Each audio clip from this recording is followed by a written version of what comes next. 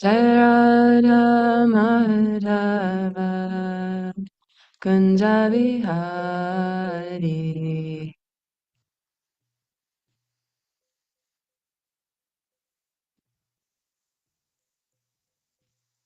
Jaya Gopi Janavallabha Girivardhari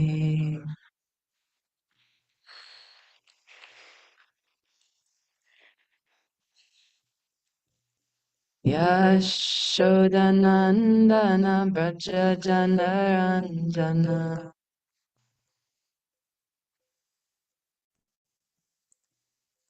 Yashodanandana Braja Janaranjana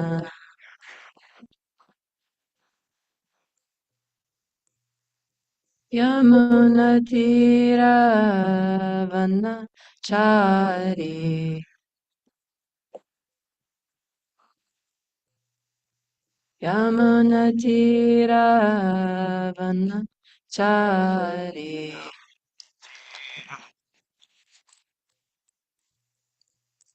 Hare Krishna, Hare Krishna, Krishna Krishna, Hare Hare, Hare Rama, Hare Rama, Rama Rama, Hare Hare.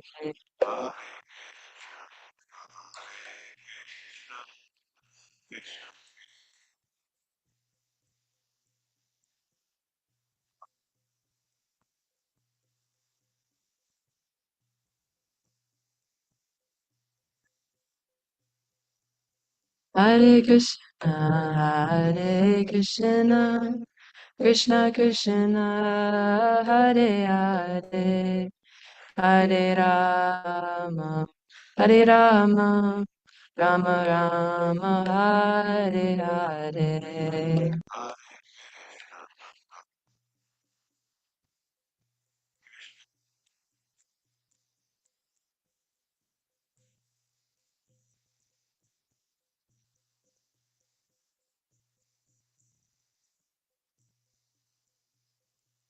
Hare Krishna, Hare Krishna, Krishna Krishna, Hare Hare, Hare Rama, Hare Rama, Rama Rama, Hare Hare.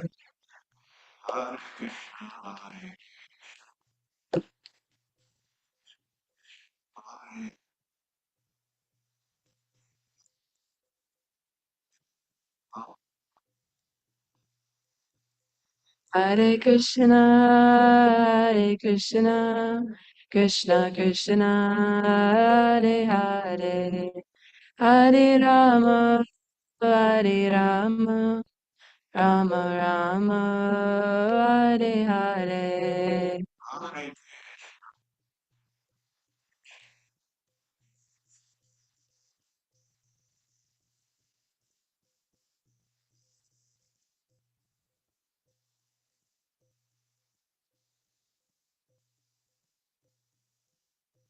Hare Krishna, Hare Krishna, Krishna Krishna, Hare Hare, Hare Rama, Hare Rama, Rama Rama, Hare Hare.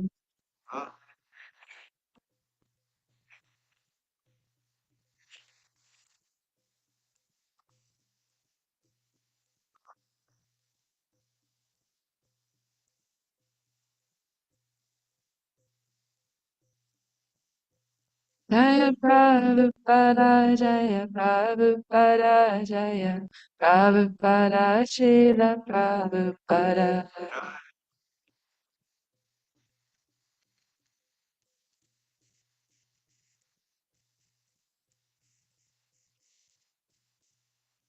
Jayam Vishnupad Paramahamsa Parvajakatarastra Satya. Jai Bhaktivedanta Swami Srila Prabhupada ki Jai. Jayam Vishnupad Paramahamsa Parvajakatarastra Satya. His Divine Grace Bhakti Siddhanta Saraswati Goswami Maharaj Prabhupada ki Jai. Anantakoti Vaishnavrinda ki Nitai Gaur Premanandi Hari Hari Bol.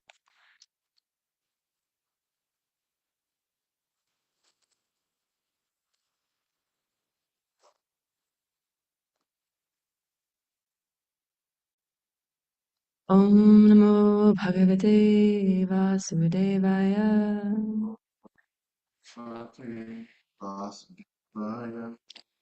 Om Namo Bhagavate Vasudevaya.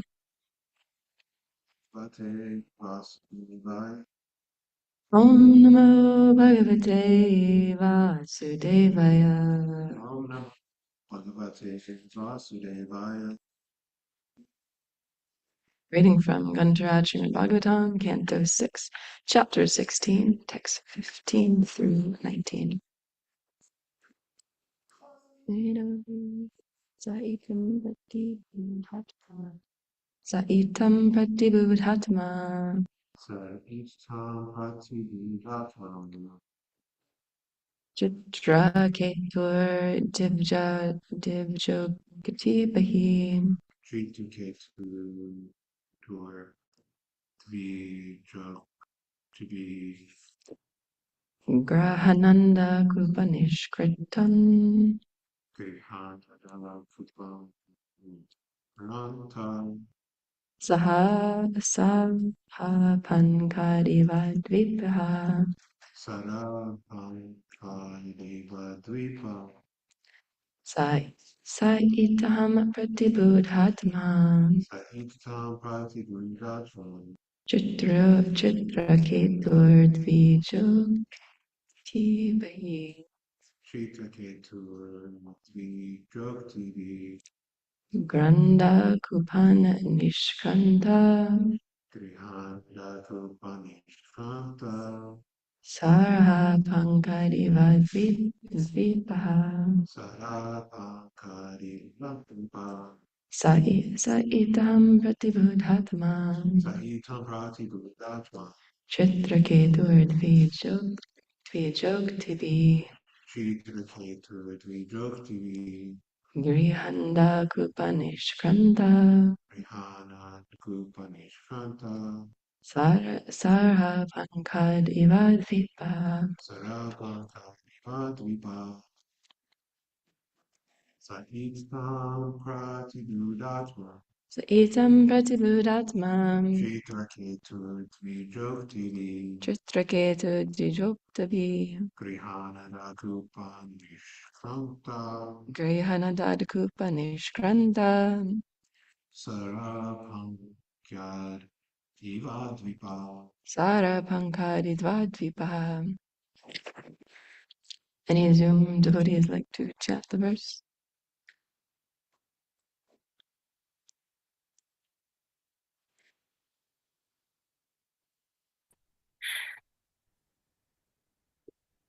Itam Pratibhudatma. Ita Pratibhuthatma. Chitraketur Dvijogtibihi. Chitraketur Dvijogtivi. Grihanda Kupanishkranta. Grihadana Kupanishkanta. Sarapankar Ivadvipaha.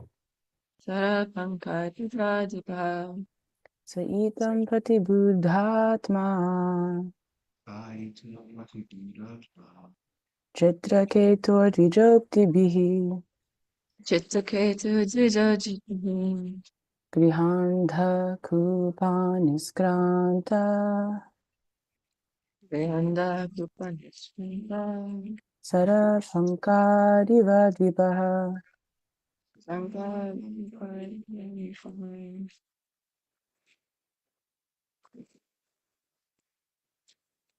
Synonyms. Sa, he, itam, Itam. in this way. This way. Pratibhudatma, Pratibhuthatma. being fully aware of spiritual knowledge. Being fully aware of spiritual knowledge. Chitraketu, Chitra-ketu. King Chitraketu. King Chitra-ketu. Divija Uktabihi, Vijayuktivihi. by the instruction of the perfect Brahmanas. By the instructions of the perfect Brahmanas. Angira and Narada Muni. Angira and Naila. Griha, Gra, Anda Kupat, The Kupa. from the dark well of family life. From the dark well of family. Nishkaranta Nishkranta came out. came out. Sarha Sara of a lake or reservoir of water. of a lake or reservoir of water. Pankat Prakat from the mud. from the mud. Iva Deva like like Vipaha Vipa elephant. and elephant.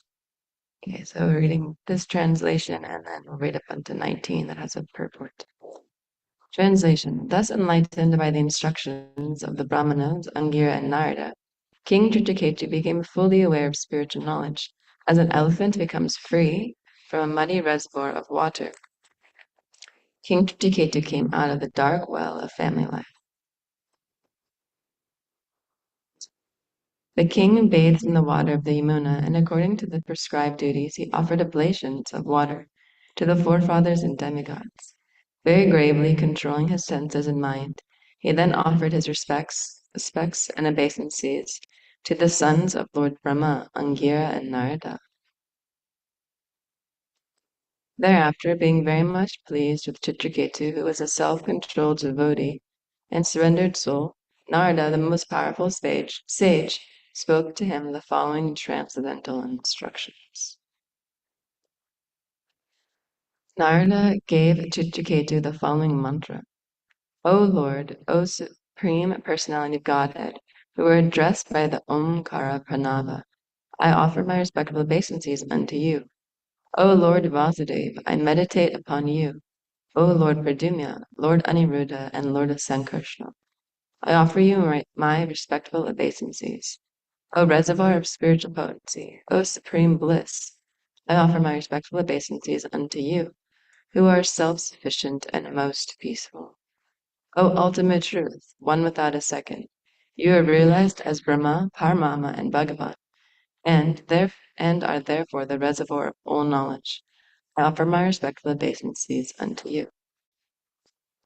This purport is quite lengthy.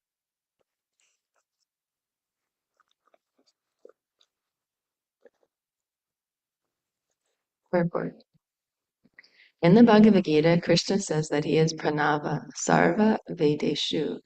The syllable Om in the Vedic mantra is transcendental sound. In transcendental knowledge. The Lord is addressed as Pranava, Omkara, which is a symbolic representation of the Lord in sounds. Om Namo Bhagavate Vasudevaya. Vasudev, who is an expansion of Narayan, expands himself as Pradyumna, Aniruddha, and Sankarshna. From Sankarshna comes a second Narayan expansion, and from this Narayan comes the further expansion of Vasudeva. Pradyumna, Sankarshna, and Aniruddha. The Sankarshna in this group is the original cause of the three Purushas, namely Karnadokshaya Vishnu, Garbhodokshaya Vishnu, and Kshidokshaya Vishnu. Sridokshaya Vishnu is situated in every universe in a special planet called a Svetadweep. This is confirmed in the Brahma Samhita, Anantarasta. The word Ananda means this universe. Within this universe is a planet called Svetadweep, where Sridokshaya Vishnu is situated. From him comes all the incarnations within this universe. As confirmed in the Brahma Samhita, all these forms of the Supreme Personality of Godhead are Advaita, non-different. They are also called Achyuta, infallible. They do not fall down like the conditioned souls.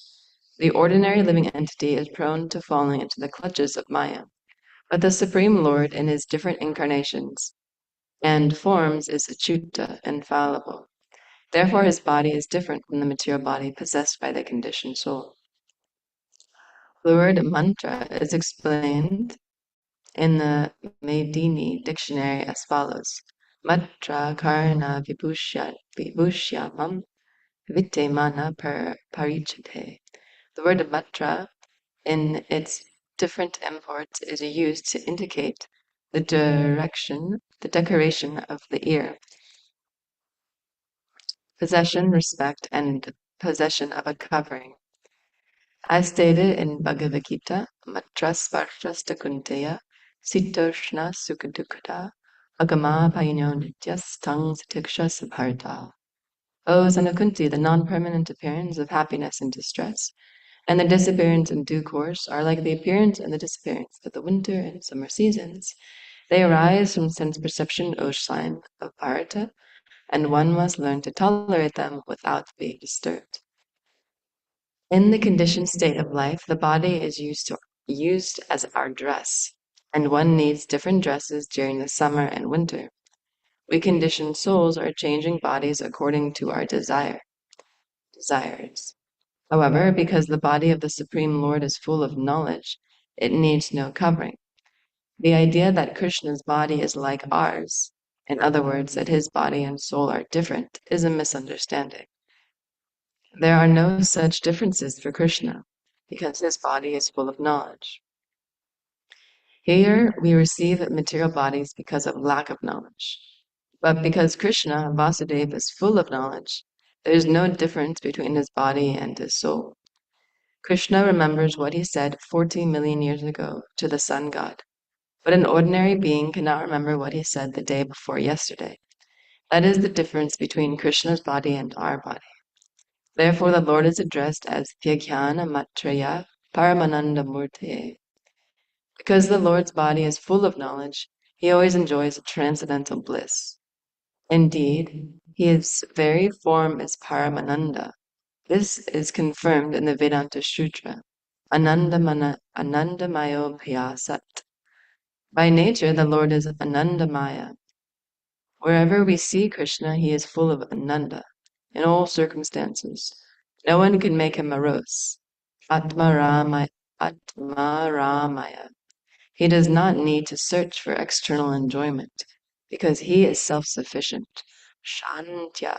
He has no anxiety. One who has to seek pleasure from other sources is always full of anxiety. Karmis, jnanis, and yogis are full of anxiety because they want something, but a devotee does not want anything. He is simply satisfied in the service of the Lord who is fully blissful. Nivrta Dvaita Drishtyaye. In our conditioned life, our bodies have different parts. But although Krishna apparently has different bodily parts, no part of his body is different from any other. Krishna can see with his eyes. Krishna can see without his eyes. Therefore, in the Svetashvara Upanishad, it is said, Pashyata Akashahu. He can see with his hands and legs. He does not need a particular part of his body to perform a particular action. Angya yasya sakalindriya prittimanti. He can do anything he desires with any part of his body, and therefore he's called Almighty. Om Jnanatimarandasya Gyananjana Shalakaya Chakshurmitam Yena Tazmai Shri Guruve Namah. Shri Chaitanya Manobhishtam Stapitam Yena Bhutale Swayam Rupa Gadadmayam Dadanti Svapadantikam. Jaya Shri Krishna Chaitanya Prabhu Nityananda Shri Advaita Gadadhar Shivasadi Gaur Bhaktavinda.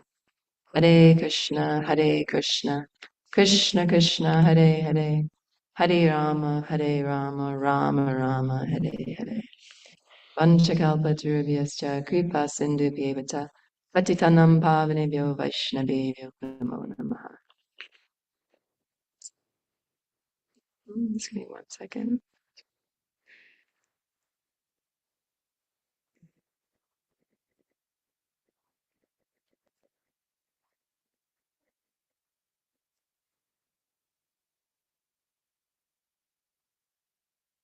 Just making some notes.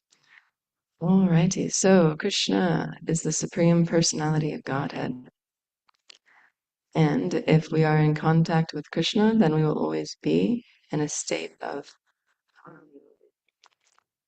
safety from the clutches of the material energies to a certain extent, depending on how much we take advantage of that contact. And I wanted to speak about a few things today. The fact of pleasing Krishna. What's pleasing for Krishna's senses? What's most pleasing for Krishna's senses? And speak a little bit about cow protection, and then the other ways that we can please Krishna's senses. And then interesting way that I heard it described in a lecture recently that really made me think about it from a different angle. Sacrifice for the spiritual master, and then how Krishna is the source of all pleasure. As we're hearing in the purport, Krishna is the source of all Ananda. He's full of Ananda at all times.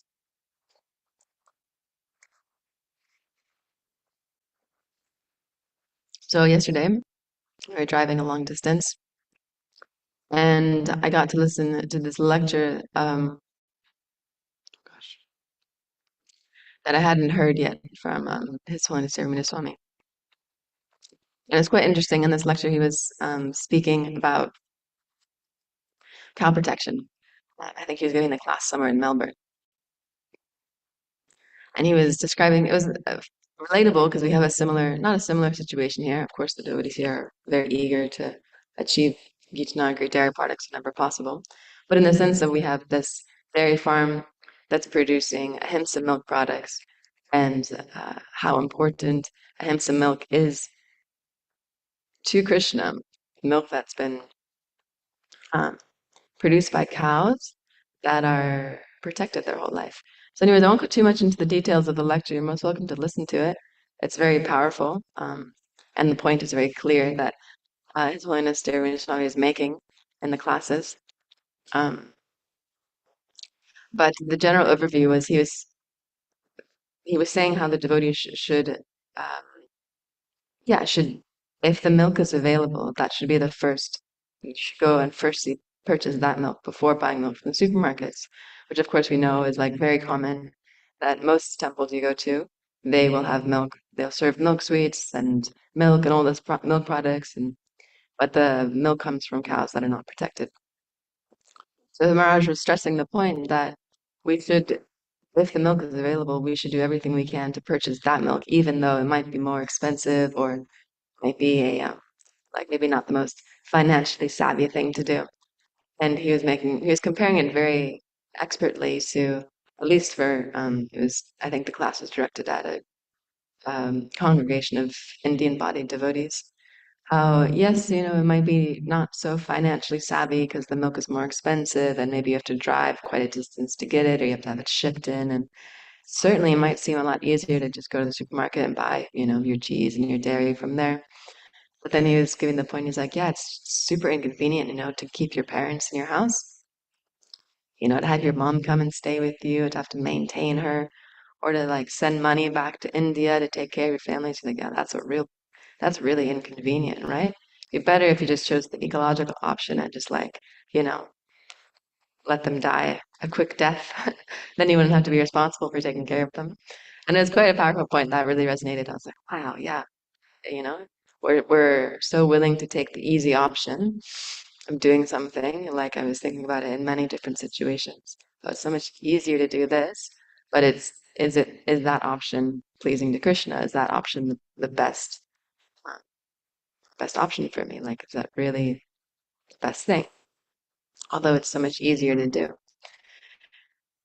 And then of course the point was brought up in the class. They're like, oh, well, Mirage, there's this debate of if there was enough milk or if there's not enough milk, but they're saying, okay, there's actually not enough milk for all the devotees, but having milk is very important according to the Vedic diet that Srila Prabhupada pronounced in Bhagavad Gita and Srimad Bhagavatam, that having milk as part of your diet is very important.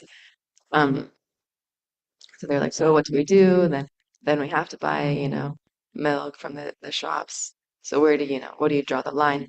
And Maharaj was saying this nice point that really struck with me, that, okay, so maybe, it's not feasible, you can't buy ahimsa milk, or you live in a part of the world that there's no ahimsa farms anywhere nearby, and it's just, you can't get it shipped, and they're not producing enough milk to supply for all the devotees.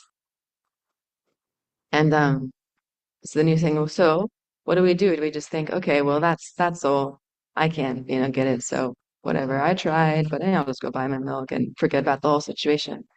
He was thinking, no, okay, so Srila Prabhupada was telling the devotees that some farm project, I don't remember the exact details of exactly where he was saying, that they didn't have enough milk to supply for all the devotees. And Prabhupada said, well, then get more cows. And they made the point, well, if we get more cows, then we need more manpower. If we don't have more manpower, we can't take care of these cows. So Maharaj was saying that, okay, so you should think the farm can't supply enough milk to take care of everybody's needs, that, the orders are coming in and they don't have the products. So then it should be the responsibility of the people who are requesting the milk to think, okay, how can we help this project produce more milk? So what is the scarcity? It's they don't have enough cows, or they don't have enough manpower to take care of the cows if they were to get more. So if they were to get more cows, then maybe I could come and, what service could I do to assist the managers in facilitating the production of more milk? And it was really interesting. He's like, and then thinking like that, you're actually doing the service of thinking how we can expand so that we can produce more milk so that the devotees can have ahimsa products and so that we can stop having to buy slaughterhouse milk. So anyways, it was just like, it really made me think of when I was driving, because I was just driving, so you're not really thinking about anything else besides the road. I was like, wow, that's really interesting. That's a really interesting way of looking at how we can do more service in a way that's pleasing for Krishna. So instead of, just being like, okay, well, what to do? Okay, I can't do it, then that's just it. Kind of like giving into the mood of, oh, I can't do anything about it, so I won't. So yeah, it was quite a fascinating point. In this situation of cow protection, like what can I do? Like what can I do to facilitate the production of more milk on the farm so that we can buy it and serve Krishna with this milk that's coming from cows that are being protected, which of course gives Krishna so much pleasure. He says, Go Brahma Hitaya Cha. He is pleased when the cows and the brahmanas are taken care of. So yeah, this is important. When I was mentioning this to someone, there was some conversation about cow protection going on recently, and someone said, no, you have to buy milk from the supermarkets because otherwise, how is the cow going to get liberated? And I was thinking, the cow's probably been slaughtered before you have a chance to even offer that milk to anybody. So, I mean, unless you're buying from, I don't know. Yeah, at least in New Zealand, it's like very brutal. These animals do not live for a long time. So, yeah, it's if there's an opportunity to get a hemp and milk products, even though it's more expensive, um, it's it's like thinking, okay, what can I do to help this situation so that I can also get the milk as well.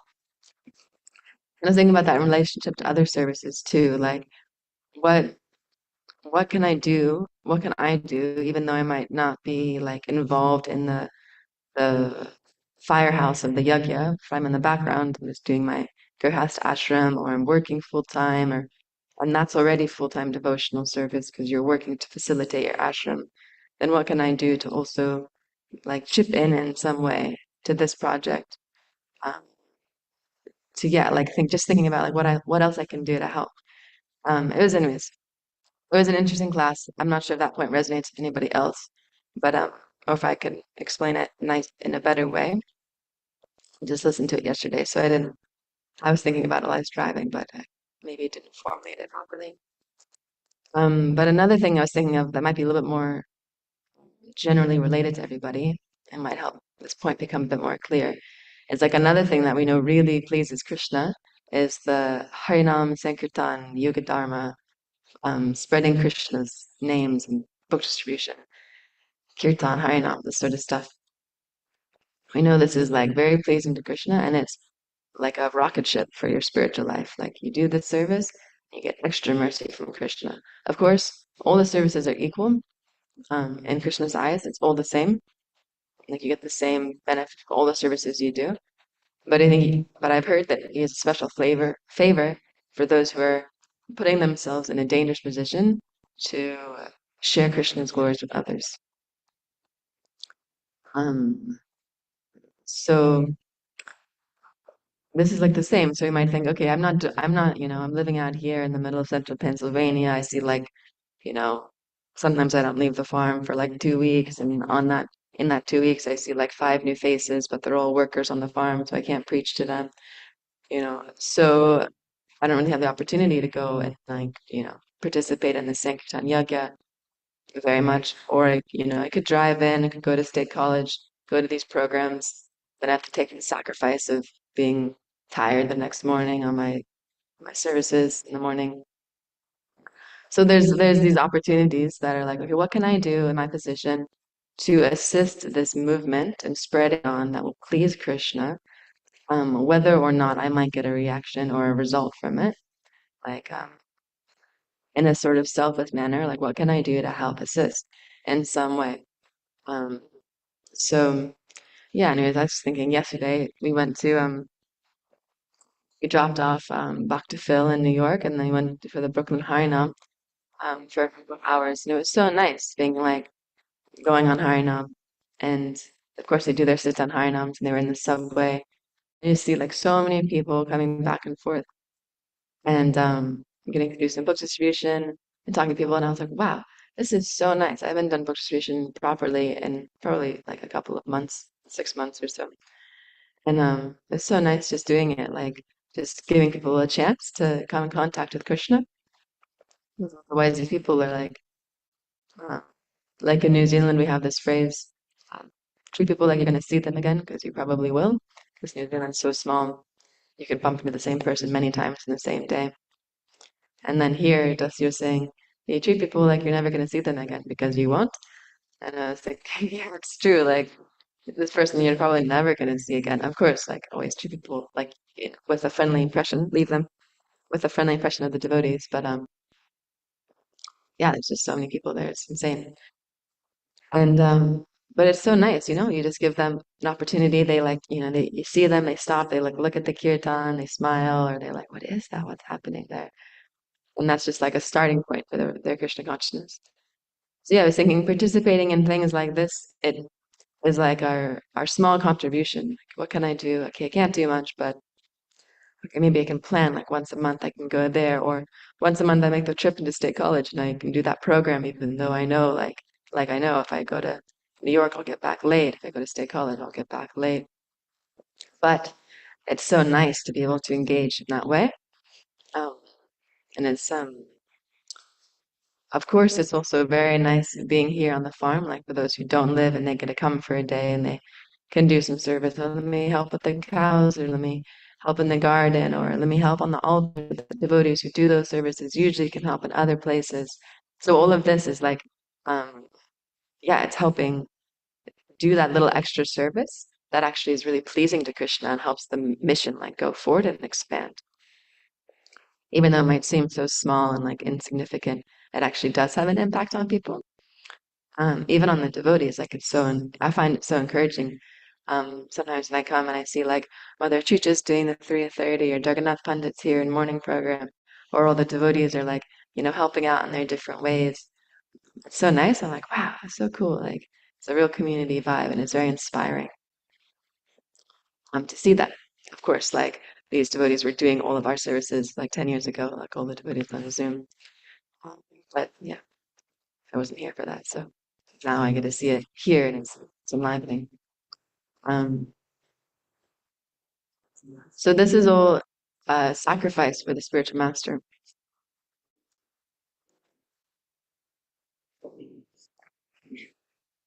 I was listening to another class a couple weeks ago, last week, just actually this last week, by this devotee Hirman Krishna.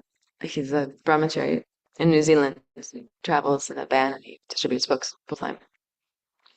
And he was giving a class about distributing Srimad Bhagavatam sets, and how to distribute Bhagavatam sets on the street, because he's been doing that as a focus recently. And he was sharing this really nice point that also struck with me about sacrifice for the spiritual master. And he was quoting the part in Krishna book with Sudama Brahmana, where they're in the forest. They went out to find firewood, to collect firewood for their spiritual master, and they got caught in a storm. And it's a very nice part of Krishna book to read. For those who haven't read Krishna book recently, it's definitely very sweet. They get caught in this storm in the middle of the woods, and they're very scared, and they're like, they have the firewood, and they don't like leave the firewood. They just keep the firewood by the tree, and they're very like, they spend the whole night in the forest. Of course, their spiritual master, Sandipani Muni, he's like, hasn't seen them back. They're young boys, so he gets worried. He goes out into the forest and he looks for them, and he finds them the next morning with the firewood, and he's very pleased. And he says, this is how you repay your spiritual master. This is how you can repay the debt to your spiritual master. By taking on this voluntary austerity, because most people would not do that by, taking on the voluntary austerity of doing some service. That is not easy to do, puts us into an austere situation, but we do it selflessly, and then the spiritual master is very pleased by that sacrifice and austerity that we've done. And so I was thinking, okay, this is nice. Like in different phases of our life, we have different austerities that we can take on. Like a classic example is for those who are living in an ashram setting. An ashram is like definitely an austere place to live.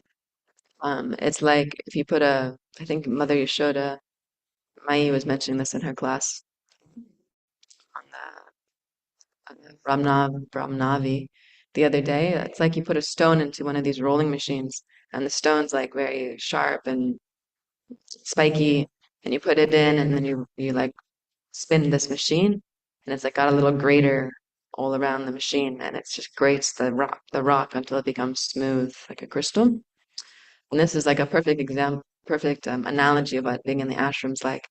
When you go in, you're like spiky, you just come out of Kali Yuga, like totally deformed. And then you go into this ashram environment with all these other stones that are looking the same, and then you're spun, you chant 16 rounds every morning at the same time, go for Mangalarti, go for the morning program, do 6 hours to 8 hours of service, read 2 hours of Srila Prabhupada's books, associate with devotees, take prasadam strictly for many years, and you come out and you're like this little gem of a devotee.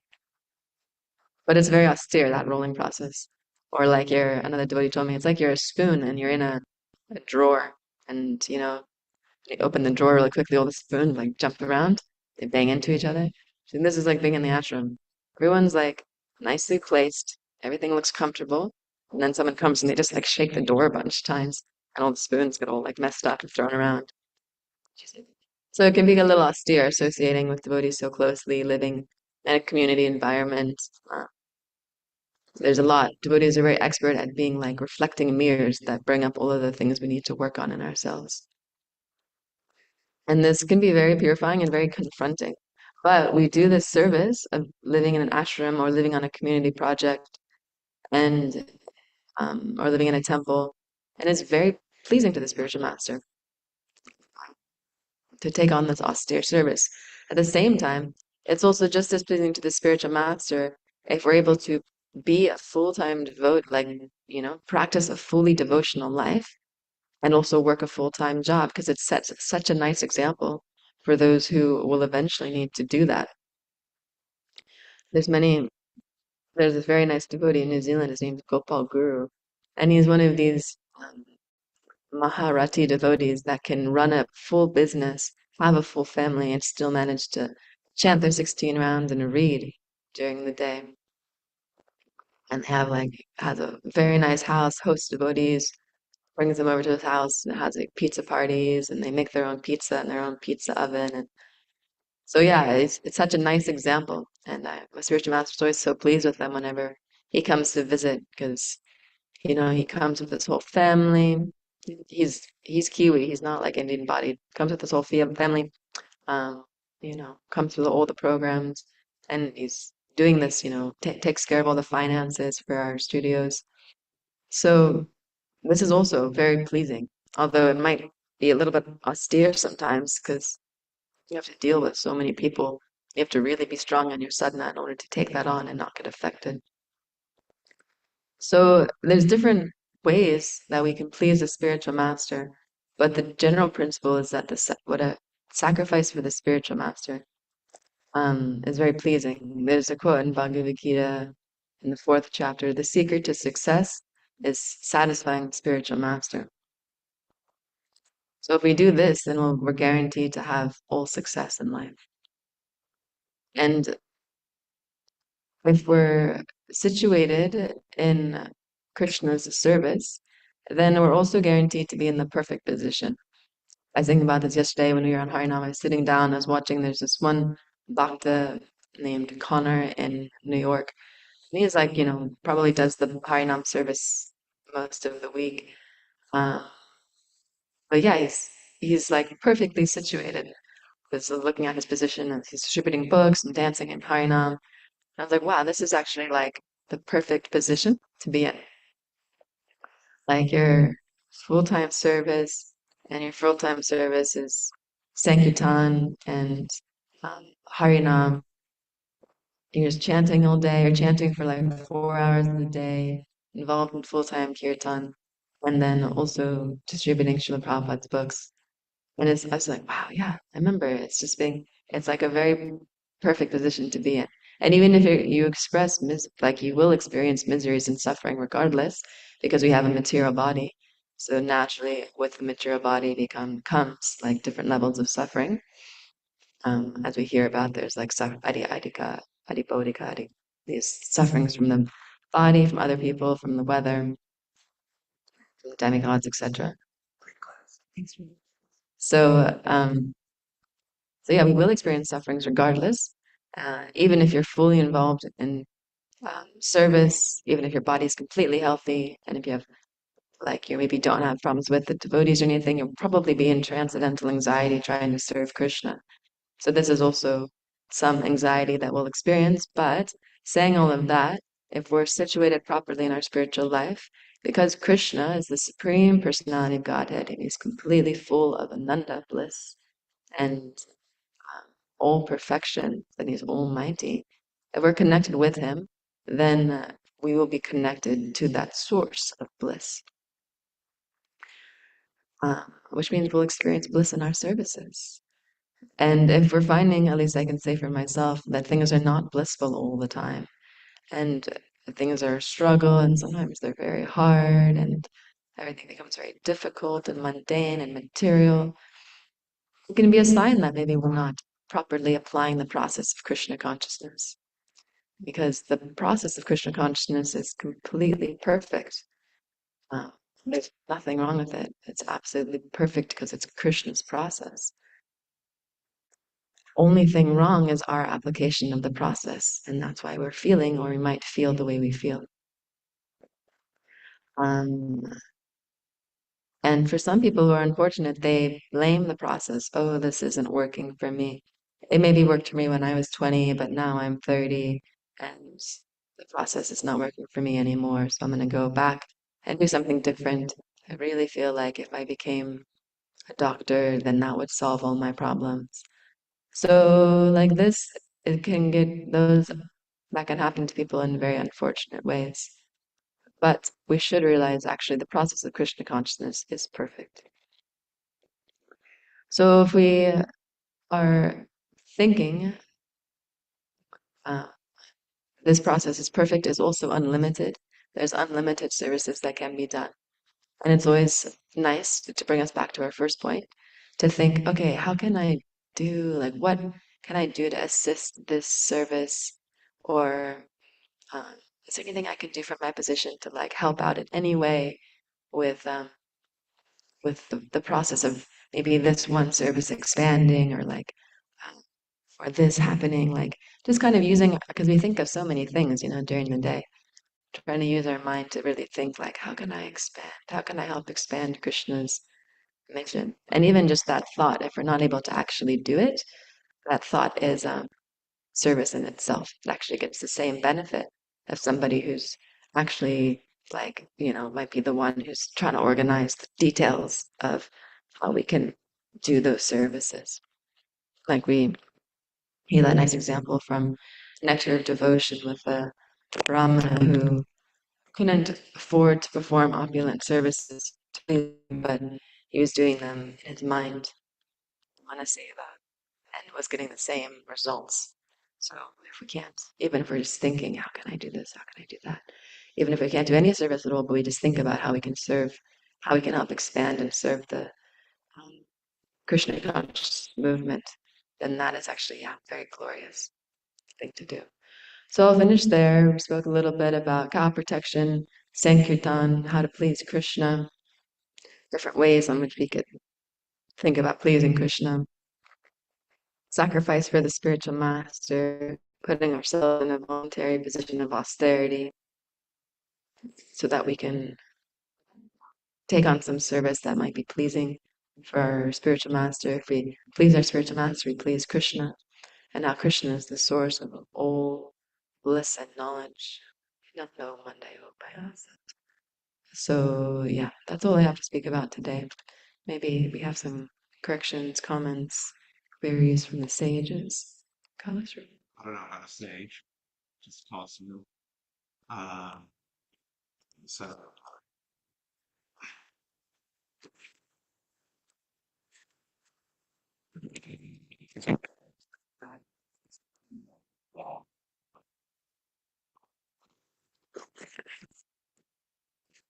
So I guess a comment and a question. So you're talking about uh, the demand versus supply for ahimsa milk. And I was thinking that actually, if you look at Srila Prabhupada's instructions on these things, the demand and supply, or I guess you should say the demand and the labor force for taking care of cows, because as you're saying, the main limiting factor is the number of devotees who are able to take care of the cows, would actually grow together because Prabhupada wanted most of his Grihasta disciples to live in farm communities. In which case, there'd be people there to take care of the cows, and then when more people come, there'd be more people to take care of the cows then, and also you wouldn't have to, work full time dealing with, karmi bosses and things like that, which I was reflecting on my own experience when I was in school. It's very bewildering. And then the second thing, it's just more of a question, is also on cow protection. More specifically, bull protection. Because from what I hear, a lot of uh, ahimsa farms have a lot of cows and maybe some oxen, but of course the natural sort of Vedic way of doing things isn't artificial insemination. It's having bulls as well. But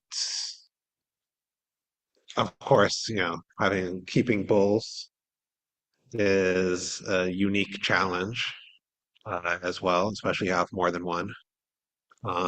But of course, like if we want to actually be sustainable, then bull protection is needed alongside cow protection. So I don't know if you have any comments or thoughts on that topic.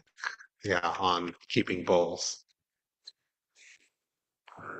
Yeah, that's interesting. Yeah, in this class, I'm sure you've listened to it. Part of it. Part of it, they asked this question as well, because artificial insemination to produce female cows instead of having bulls, because if you're not training them, then they can be quite rowdy. And then what do you do with all these bulls? But yeah, I mean, Vedically, you would train the oxen to help plow the field so that you could produce agriculture.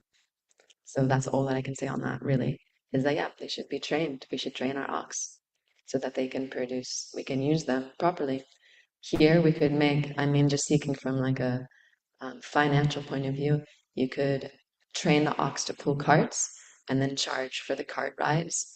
And then you would easily make back any money that you might necessarily be sort of not wasting, but that could be used for those devotees to go in other places where they might be able to be, if you're thinking of it from a Vaishya point of view. These devotees could be used in this department, and then from this department they could generate some income in the kitchen or whatever. But if we use them to train the oxen, then we can, in the future, use these oxen. They can produce Lakshmi in that way. But even from a practical point of view, yes, otherwise we have all these um, rowdy teenage boys on the property. They have so much energy, they need to be worked. So then we should train them how to properly do that. How do we train them? Of course, there's a manpower problem. Get somebody who knows to come in and teach a bunch of devotees and then train them like that. Like Keshe Martin Prabhu was doing last year so nicely. So yeah, of course, that's the best thing to do. And then again, it brings us back to that point of, okay, so maybe there's not manpower on the farm to do that. So then devotees can think from off the farm, um, what can I do? Maybe I can help in this way. Okay, maybe I want to walk a cow, like I want to walk an ox. That sounds fun. Maybe I can do it once a week. I come in and this is my day. I do it at this time. I do it for an hour, and that's all I do. But that little thing helps so much. So that was what His Holiness David Swami Maharaj was saying in this class in regards. This question also was asked. He was saying we have to rack our brains how we can assist the management in facilitating these things to happen. Like, is there anything I can do? Okay, maybe there's nothing I can do. I've got a full-time job and a full-time family. But let me just think, maybe there's something else that can happen. Maybe there's a way that it can work. So like that, that's all that I can really say on those things. So that, That, I mean, you were talking about oxen. yeah, It's different bull bulls. Yeah, I mean, you can just, because bulls, you just about the oxen is rowdy, but the bulls, yeah, well, I mean, you have to castrate them, otherwise you're gonna have a them on your farm and then train them like that. But I mean, you're talking about like full-grown bulls, like, yeah, because like the actual like natural system is you have bulls and cows, not oxes. I mean, there might be some oxes, right. but not completely oxes and cows. Yeah, I don't know about that. Yeah, what I can say is my mom grew up on a farm and they had bulls, like full bulls, and they would use them to breed. Um, and they'd use them for, I don't know, yeah, I think they used them to breed, and they didn't use them for the fields, obviously, because they were too aggressive. But she was saying when she was a young girl, her and her friends would sit on the railing and they would have contests who could walk the closest to the bulls without, and then the bull would turn around and like look at them, and they would all freeze, and then they'd walk a little further, and then the bull would start snorting and like, scratching its feet, and then they'd turn and like run back, and they would always, so it would always be like one kid who would like running for his life. So, I mean, it could create some entertainment. But yeah, I don't know. I can't speak on that process because my knowledge of bulls and oxen is very limited to only what Keishi Prabhu taught me last year about oxen. I can't say much. Uh, Sorry. Oh, we've got 3 hands up on Zoom. Okay, start with Dina Palika. She's the first one I saw. Harbo, it's just quick. I am just wanted to say that you're such an exemplary devotee, and I'm really lucky to have your association. That's all. Thanks for your class. Thanks, Prabhu. Thanks for the encouragement. Um, uh, we've got Tarika Prabhu and Agai Krishna.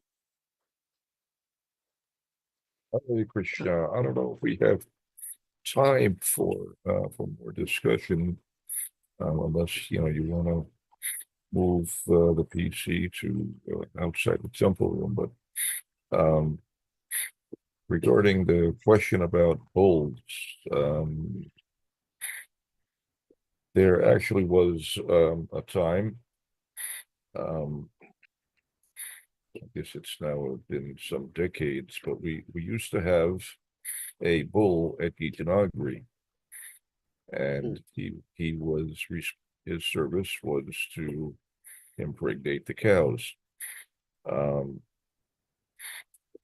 and so it can be done, and we have done it in the past.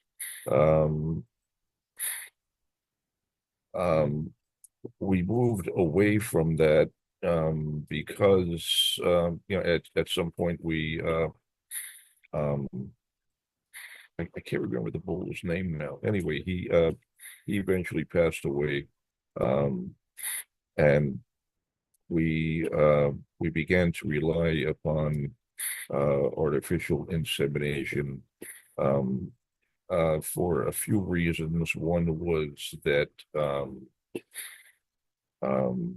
having a bull was a tremendous liability.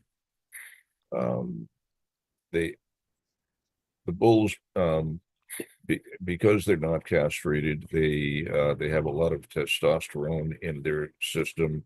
They become very, very large and extremely powerful, and very, very aggressive. And they take a tremendous interest in the cows, particularly when a cow is in the heat. And if they don't have access to that cow, they will stop at nothing to gain access. So even heavy steel um, um,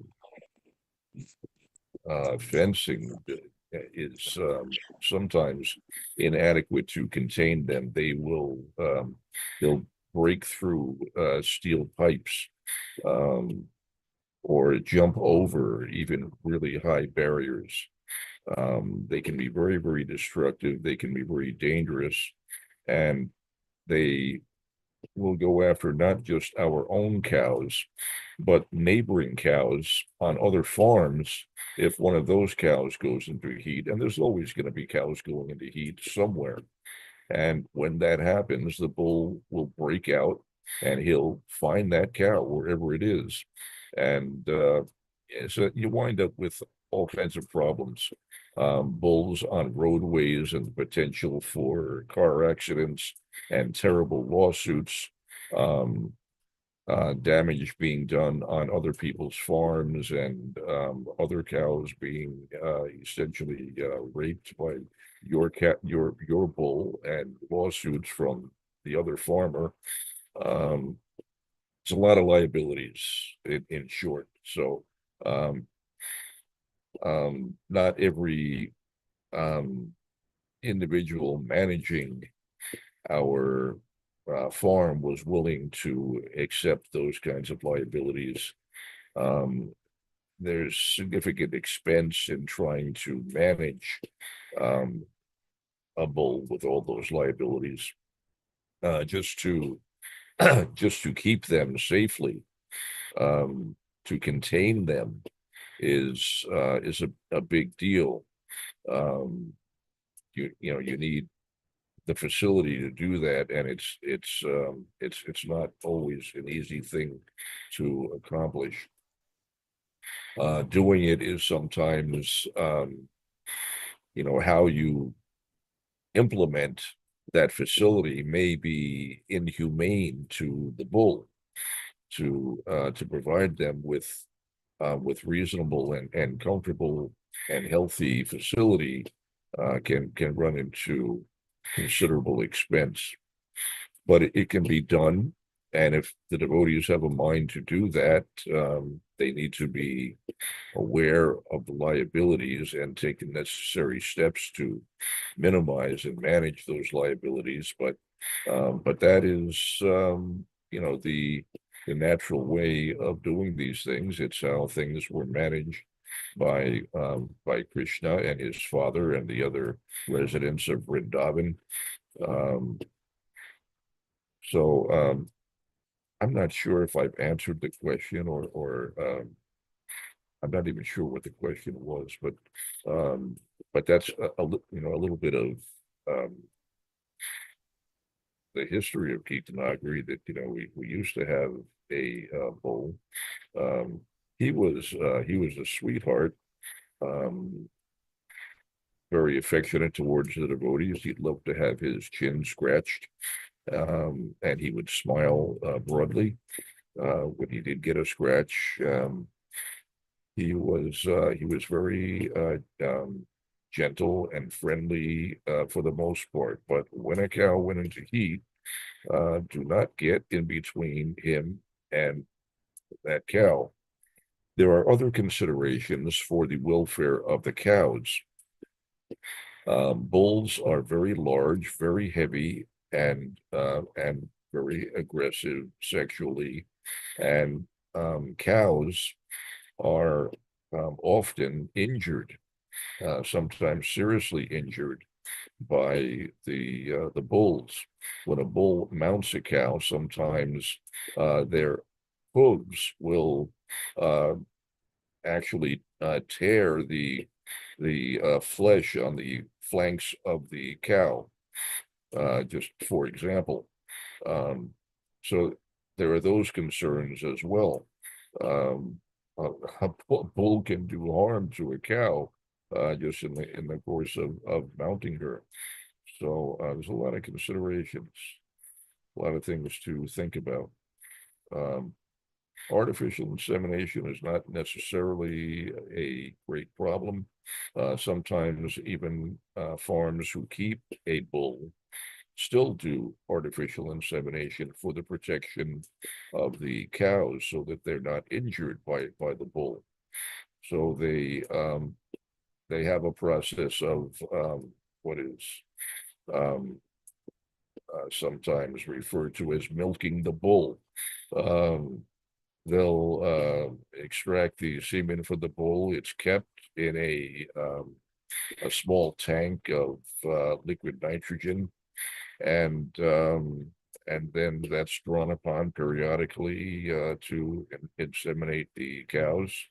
It can be kept almost indefinitely that way, and so the cows are impregnated in a way that ensures they don't get injured. Some people think artificial insemination is somehow unkind to the cow, but for those who have experience of these processes, artificial insemination, the cows typically don't even notice that it's being done. I mean, they don't even bother to turn their head around to see what's going on. They just go about their business. They don't seem to be bothered by it at all. On the other hand, having a 2-ton bull jumping on them and having his hooves sometimes ripping the flesh off their ribs, that's obviously quite miserable for the cow. So sometimes artificial insemination is done out of concern for the welfare of the cow. For a similar reason, the bull calves are generally castrated because if you don't, if you have multiple bulls, in some cases, depending upon the breed and the circumstances, sometimes those bulls will fight literally to the death. They'll kill one another over the cows. So typically there'll be only one bull, and it may injure your oxen. It may attack the oxen, and it can do very serious harm. So there's a lot of considerations. But if you have the facility, if you have the manpower, if you have the determination to do it, it can be done. Our bull was locked in the barn all year round behind steel bars and chained as well with a heavy steel chain. It wasn't the nicest circumstances, but that's the best that we were able to do. Anyway, Jai Srila Prabhupada, Hare Krishna.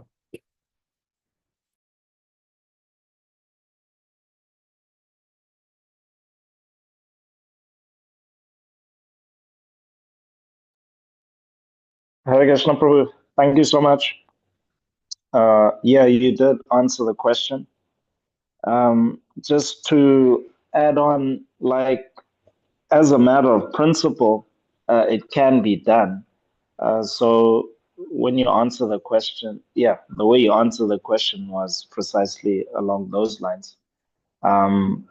It's just, yeah, and in this con, there's quite a few numerous examples where they actually do have, well, let me not say numerous, but a few examples where they actually have bull protection, closest of which is New Vrindavan. They have 8 milking cows, and they breed their cows with their bulls.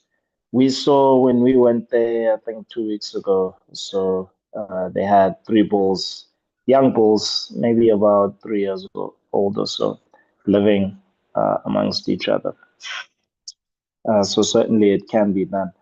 So, Prabhu, as a follow-up to that question, in the society of devotees, and I guess, yeah, in terms of, if you like, free speech in the society of devotees and like progressive kata, quote unquote, is that you'll get asked questions where the questions are about like what ought to be done, as opposed to be what can be done or what can we do right now, which is what was the theme of Madhupan Leela Devi's class. So, for example, in our case, yes, we are not protecting, there's no bull protection, we're protecting oxen. And so you can get questioned on that. And so, what do you think? How do you feel those questions without becoming defensive, and just giving an answer to inspire the devotees? Where, okay, let's actually work together to come to that ideal vision that you see for ISKCON, that you see for our local community.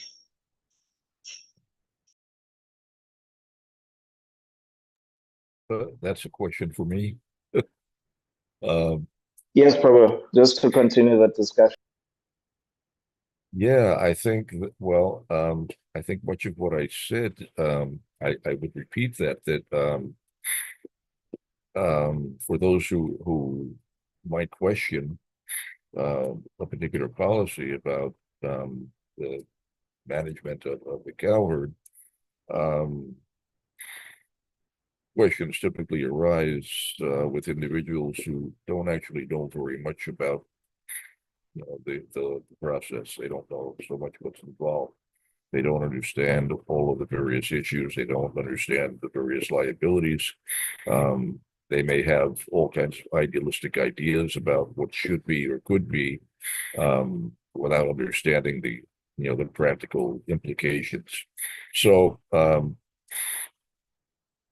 when I talk to people, I guess first of all, my effort is largely just to educate them, to fill them in on what the implications are.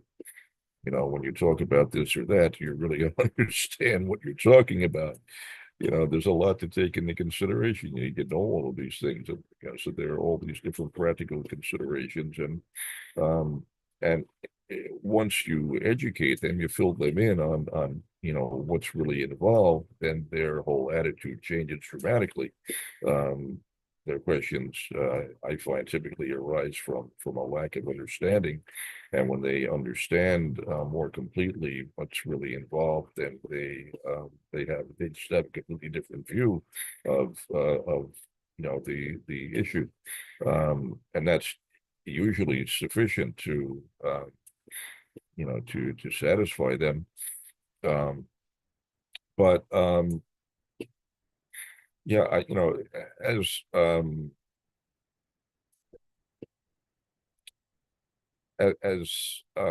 a pioneering project of Srila Prabhupada's movement, we have an obligation to develop the project along the lines of Srila Prabhupada's directives, and establish an ideal example of what to do. And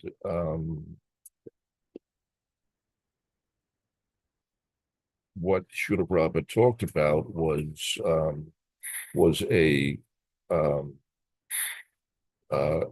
simple village situation, in which is essentially self-sustaining, self-sufficient, and in order for that to be possible, it's also simple.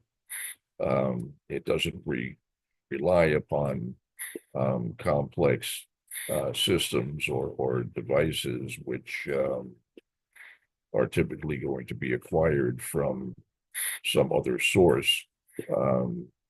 But a simple and easily sustainable system. So cows are wonderful because they are self-replicating. Rather than relying upon all kinds of machinery that we cannot produce ourselves, um, but but are acquired at tremendous expense and require all kinds of expense to maintain, and which themselves depend upon resources that we can't produce ourselves, but must also come from somewhere else. Cows can do the work that we require in a simple, easy, sustainable way without any dependence on outside resources. So very ideal. And we want to demonstrate the practicality of this approach to living simply and naturally. We want to be able to show people that this is a viable option. Not that it's something impractical or difficult, but when it's properly implemented, it is simple and easy and practical and pleasant. It is actually the way that most human beings have lived on Earth for millennia, and even to this day, the vast majority of human beings on this planet are living agriculturally. Most of the Earth's population is living an agrarian lifestyle. They're living relatively more simply than we are here at Gita Nagari, most human beings. India, if you get a chance ever to get outside the cities, or even the holy dhams, where it's become kind of crowded with devotees. If you go outside into the countryside of India, which is, it's vast, it's a subcontinent. It's just endless miles and miles and miles of agricultural land and villages, very simple villages. The dwellings are made of a mixture of mud and cow dung, and with a thatched roof, sometimes some framing made of bamboo, and then thatching on the roof. Very durable construction, actually. The mud and cow dung lends water resistance to the mud. It becomes water resistant. It sheds rain. Mud and cow dung walls and floors will last for many, many decades. It's actually very practical and very pleasant. Warm in the winter, cool in the summer. And it relies upon cows. Cows are essential to everything. Sometimes people ask, why in India is the cow considered sacred? There are people starving. Why not just eat them? And part of the answer is that cows are required for everything. The agrarian lifestyle that sustains hundreds of millions of people in India relies entirely upon cows for so many things, for transportation, for cultivating, and for heating and cooking fuel, for nourishment, and even for dwellings. For everything. You go outside the cities, everything depends upon cows. They've been introducing tractors more and more, and you start to see that. But to this day, there are still millions of people in the countryside living very simply and relying just on the cows. And similarly throughout Southeast Asia, you can see that much of China still living that way. Most of the Earth's population is still living simply in that way, and they're relying upon either cows and oxen, or sometimes water buffalo.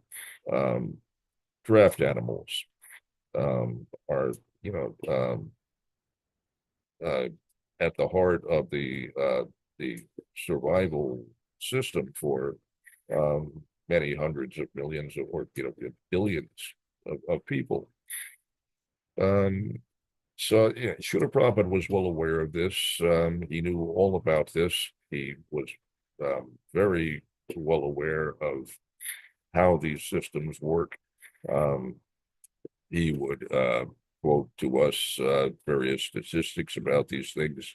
He would talk about the fact that if you implement such a system, an agrarian based lifestyle and economy, you have more time for prosecuting Krishna consciousness, because the agricultural production takes place only during a certain time of the year. You work hard for some number of months, and then the balance of the year, you don't have that level of labor. So lots of time for prosecuting Krishna consciousness. In India, the growing season is,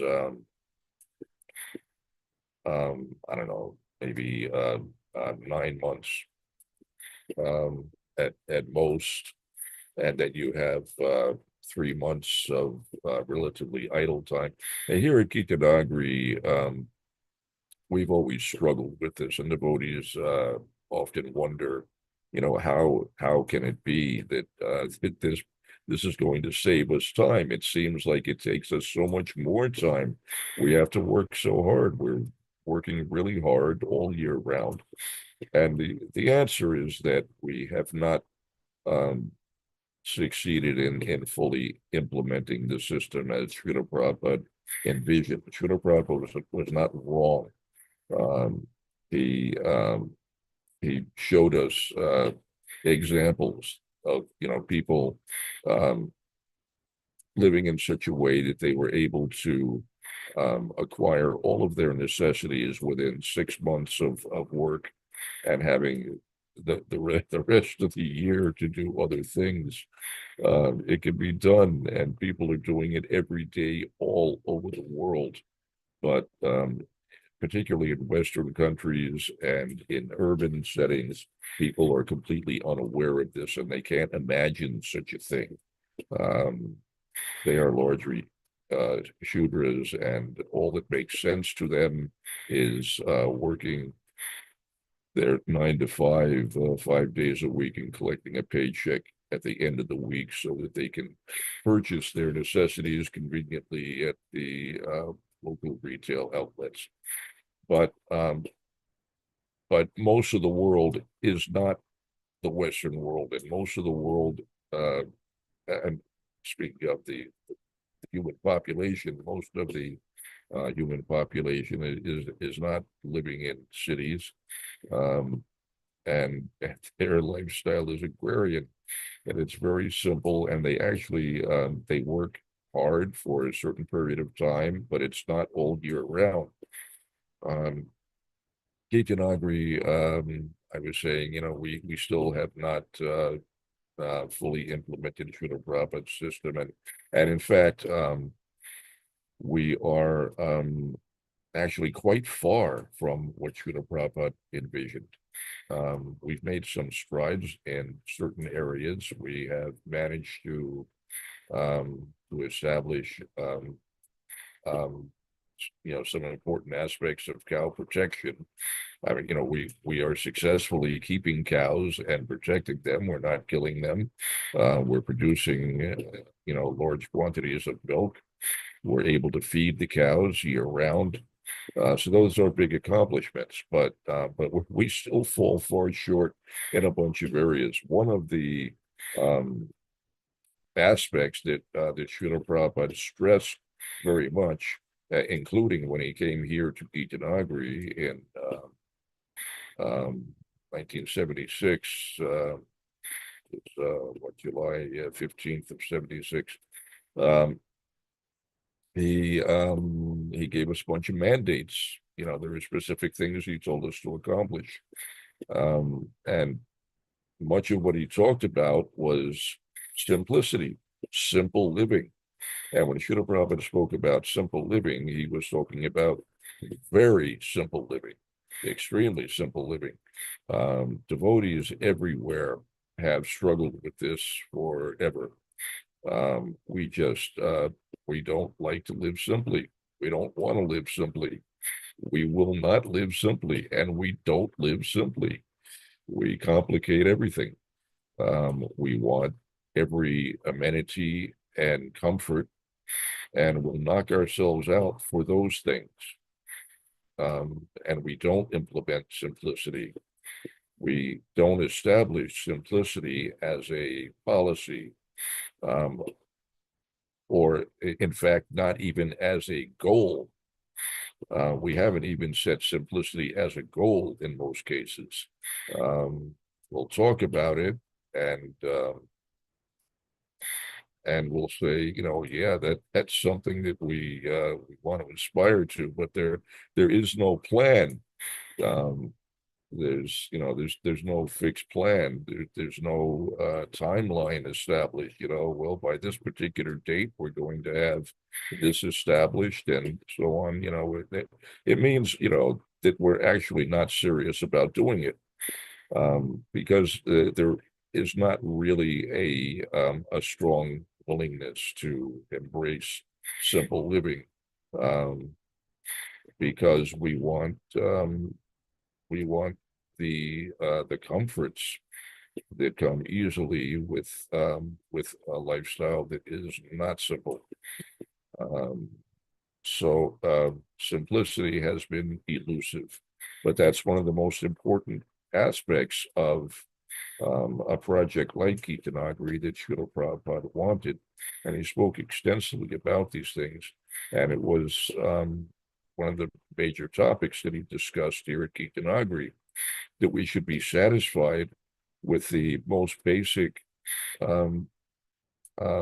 necessities and accept nothing more than that. That we should live simply, just depending upon the land and the cows. We depend upon Krishna by depending upon the land and the cows. That's the model that Srila Prabhupada wanted us to demonstrate, and that was a specific mandate for Gita Nagari of all places. And at the time, there were numerous farm projects around ISKCON, but Srila Prabhupada especially charged Gita Nagari with the responsibility to do these things, because of all of our farm projects, there were none other than Gita Nagari that had succeeded in coming so far towards the ideals of self-sufficiency.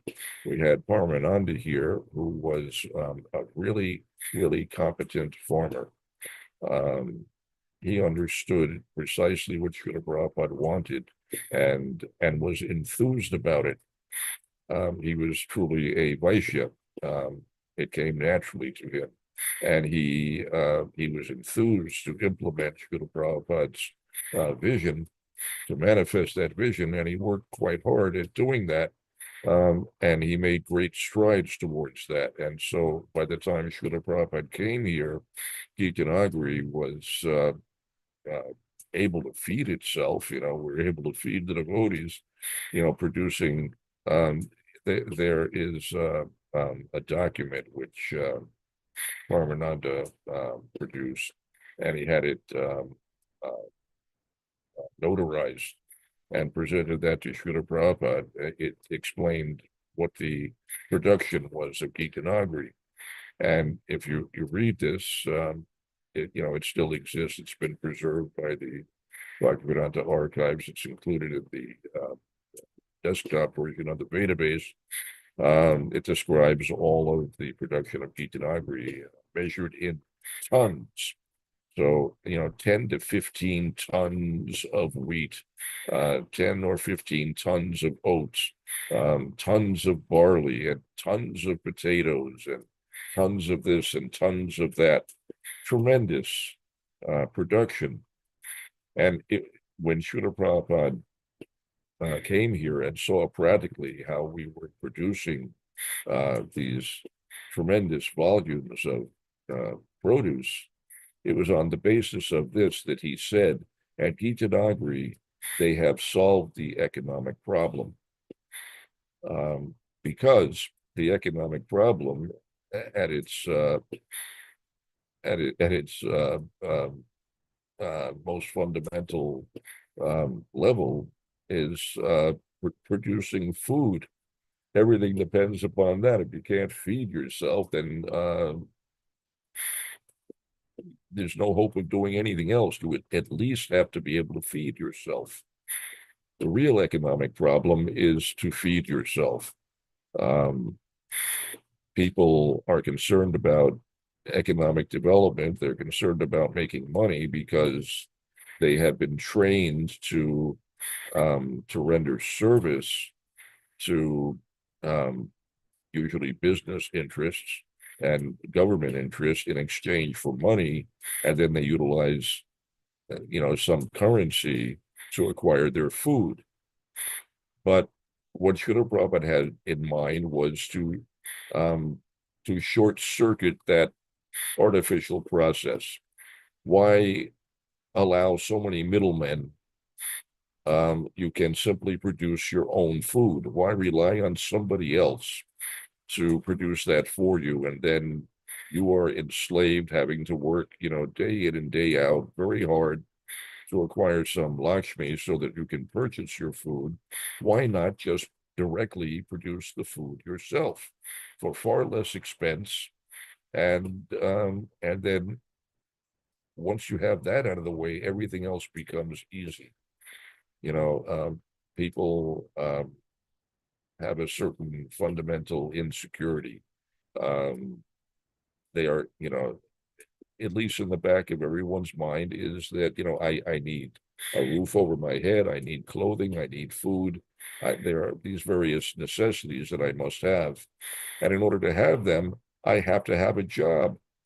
And a job that's good enough to enable me to purchase all those things, and maybe something extra against emergencies and other things that I may want. So Srila Prabhupada's idea was to circumvent all of that. And when you do that, what you discover is that life becomes very simple and relatively carefree. The anxieties that you feel, and there is substantial anxiety and stress that always, at least, lurks beneath the surface in everyone's heart and mind, because they have this dependency upon others, and it's not reliable. There are always ways that somehow or other those things that you rely upon can the supply chain can be somehow interrupted by any one of many different factors. You can lose your job, you can be fired. You may be working for the IRS, and Trump decides to fire you one day or whatever, and then suddenly you're in a world of trouble.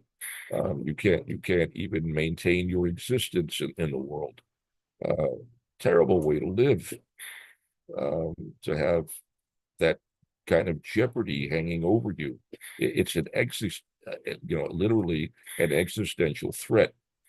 But when you can supply yourself with your necessities, all of that stress and anxiety is not present. It relieves a human being of a colossal burden.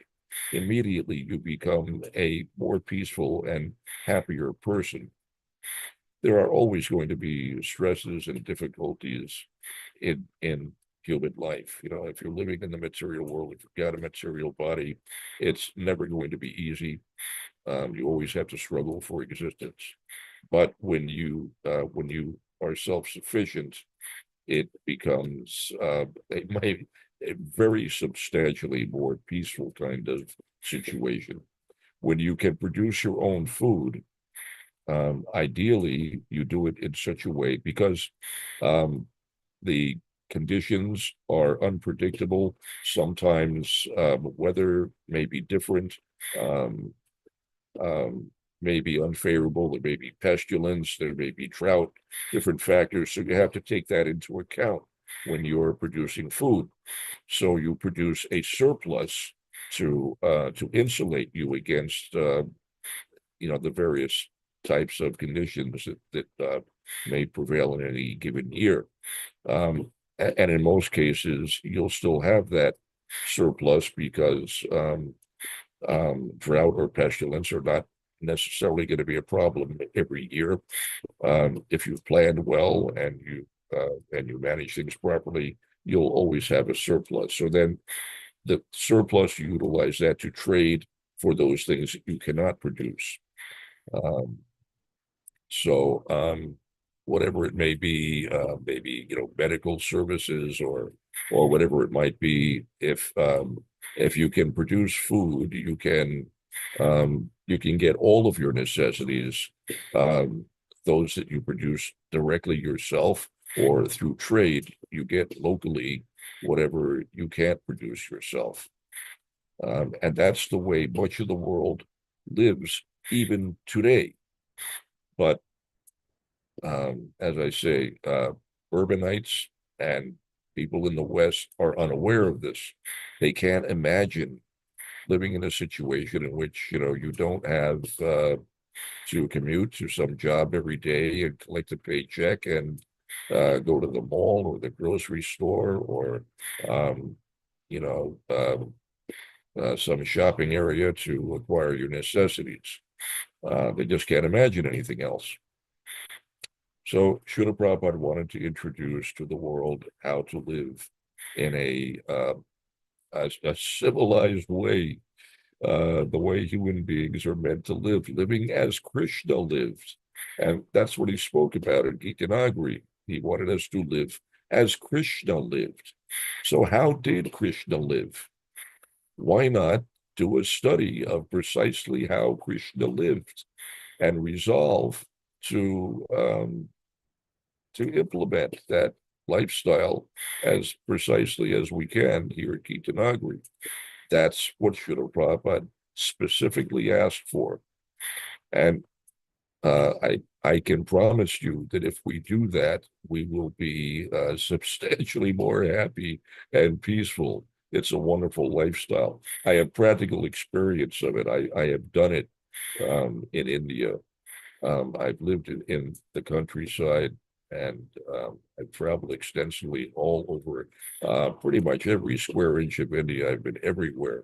I've seen everything, and I participated in it. And simple living is a wonderful thing. It's really, really nice, and I miss it sorely. But I'm here trying to help the project along. And sometimes, I'm contributing to efforts that are not along the lines of simplicity, but I feel obliged to do the necessary. That given the circumstances, we have to do the best we can. We need to sustain our herd of cows. It's a big problem, and it's a serious problem, and sometimes we have to do what's practical, so we acquire some land off the farm, sufficient to produce the feed that we need, but then how do you transport that? We don't have teams of oxen and wagons sufficient to move hay from Surabi Gunshi Gita Nagari, so we need a proper trailer and a vehicle capable of hauling loads like that. And so what else can you do? We don't have large teams of oxen to do actual cultivating. to for seeding and cutting hay and baling and whatnot. All these types of work could be done with oxen. And once upon a time, actually at Gita Nagari, there are still existing some videos, films that Parmananda took. We had large teams of oxen, not just a yoke of 2 oxen, but multiple yokes of oxen, all joined together, into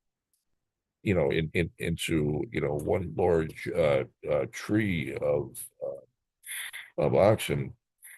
Sometimes I think we sometimes had up to 12 oxen working together to pull a single implement.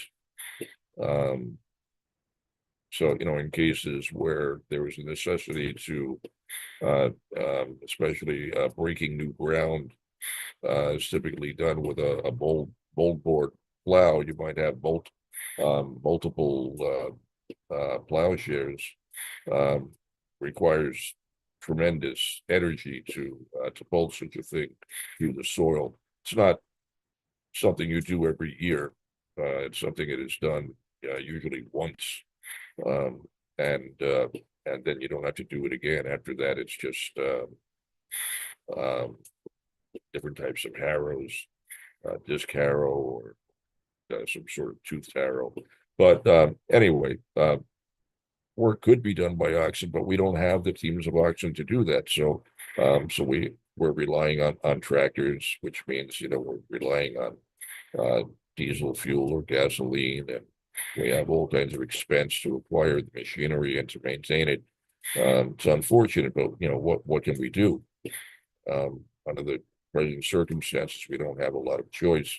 So we do the best we can, but we should have always in mind the ideal, and always making the effort to work towards that, to actually try to implement what it was precisely that Srila Prabhupada wanted, because we are devotees. Presumably, we want to advance in Krishna consciousness. Presumably, we want to go back home, back to Godhead. And so the means to do that is that you have to please the spiritual master. Short of pleasing the spiritual master, or in this case, the founder Acharya, short of that, there is no way to progress. You can't progress in Krishna consciousness. You can't go back home. It is only by pleasing the spiritual master that these things become possible. So it means that we have not just a duty, an obligation to try to satisfy Srila Prabhupada's desire with regards to a project like Nagari. Our spiritual lives actually depend upon it. It's our means. That's our ticket back home. At least, if we're working in this particular project, if we have committed ourselves to developing this particular project, then that's what it boils down to. We could go elsewhere and do some other service. And there also, we would be obliged to, satisfy Srila Prabhupada's desire. Maybe it means, distributing books in some city or whatever it may be. But for those who want to live at Gita Nagari,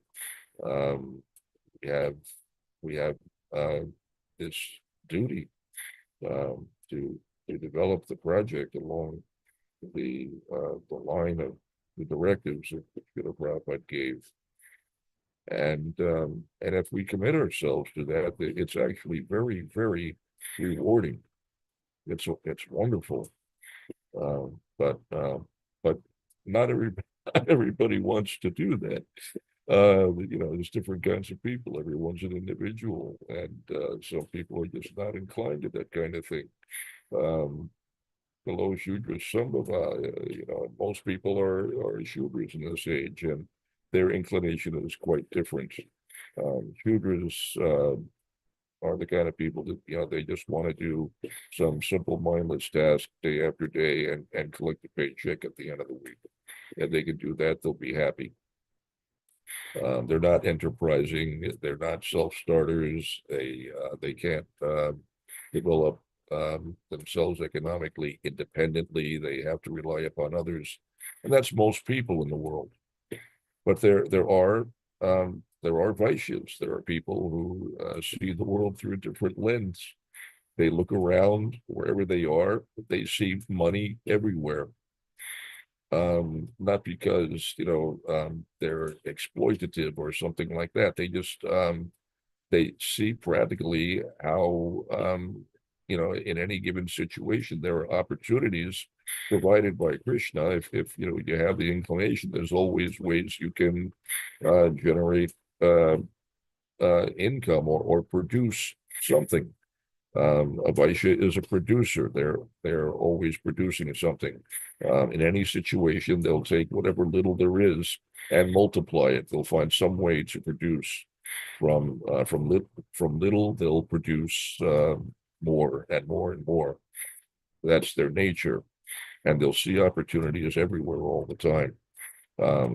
When a Vaishya sees Gita Nagari, they see an absolute gold mine. And they get very, very excited, and they may be really, really enthused to participate in the process and work hard at it. It's joyful. If you have that kind of mindset, the lifestyle of Gita Nagari is wonderful. For some individuals, they don't like it. I knew one devotee who lives here for a number of years as a servant of Satyarupa Maharaj, hated every minute of it. The thing he hated about Gita Nagari the most was the mud. He couldn't tolerate mud. It drove him out of his mind. I know others who worked here for a while. They couldn't tolerate the cold in the winter. Some of us, regardless of the conditions, we just love it. And the activities here are not work.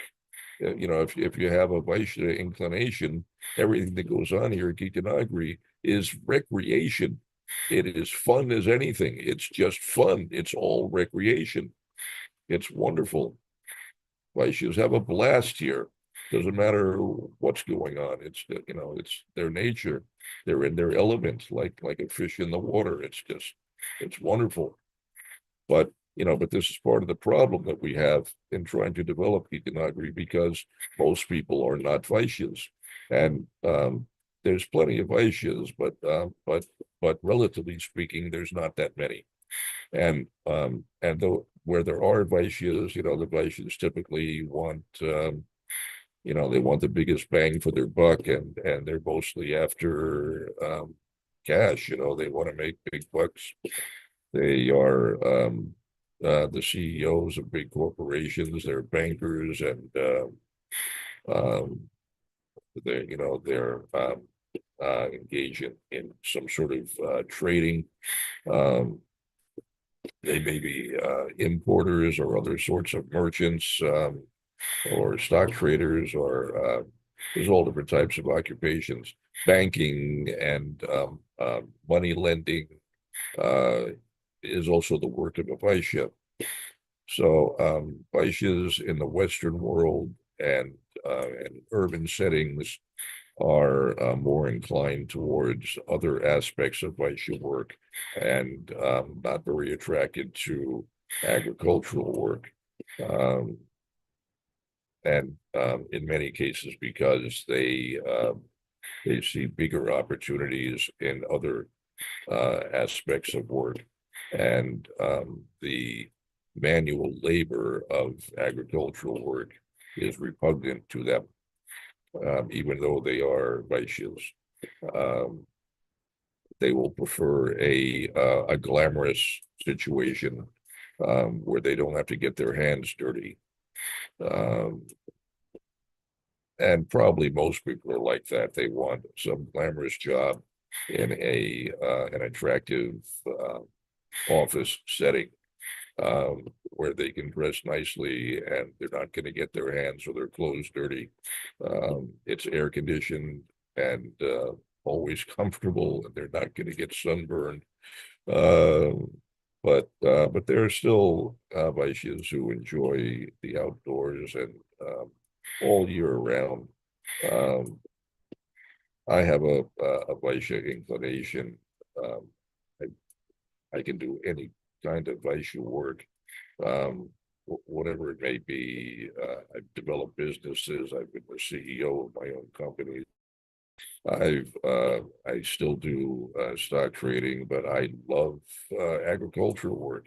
I love agricultural work. Doesn't matter what time of year it is. I love the excitement of being out at 2 o'clock in the morning. Um, um, when there's a raging blizzard, a blinding blizzard, and the wind chill is 60 below zero. I've done that. I've been out there keeping the cows safe at Nagari in conditions exactly like that, and loved every minute of it. It was ecstatic, very exciting, just a huge amount of fun. Blazing heat in the summer, freezing cold in the winter, not a problem. I love being outdoors. Um, Driving rain and snow, whatever it may be, it's just exciting. It's fun. But that's not everybody. Lots of people don't like that at all, and they're not going to do it. So it's been a perennial problem for Gita Nagari, trying to find individuals willing to come here and commit themselves to the development of the project. It's hard to find people that want to do what we do here. It means a bunch of things, if we're going to live simply, you're going to have a really hard time trying to find people that want to live simply. And if you just to find people who are, who want to work in the garden, for example, how many people do we have that work in the garden in any given year? And if they had a choice, would that be what they'd be doing? We have people that try their hand at it, and they come one after another, and they give up after a year or two because it's not really their inclination. And they find it to be a chore. A Vaishya will be ecstatic doing that work. To them, it's not a chore; it's recreation. But if you are situated in different modes of nature, then a Vaishya, you won't like it. It'll be a stretch for you. So we have a problem trying to develop the project because it's hard to find people that actually want to fill the positions. And if you find them, then it's harder still to find those who want to commit themselves to filling that position. Devotees tend to be restless, especially when they're younger and they want to go here and there and all over the place. They become dissatisfied with one situation. They think another situation is going to be better, and they make a move, and then later they make another move. It takes a while to settle down. Usually, for individuals like that, the only thing that settles them down is children. They actually are married and they have children, then they become anchored. And prior to that, they just keep moving around. Even they may be married, they still move around. That's what we've seen anyway. So, finding people to commit themselves that are actually enthused about the work, it's hard to find. And so, we get excited sometimes about the development of Gita Nagari, and we're anxious to get the ball rolling and to get things happening. But when it comes down to it, actually having the hands to make it all work, it's really hard. It's not the work of one person or a couple of people. It takes, it's supposed to be a village. It takes a number of people to make it all work. And So we're just hoping, praying, and waiting for Krishna to send those individuals who are going to fill all the slots and make it possible for us to actually implement fully what Srila Prabhupada had in mind. In the meantime, we are cutting corners and making adjustments and trying to make the best of the situation, just doing the best we can, doing the necessary, doing what we have to do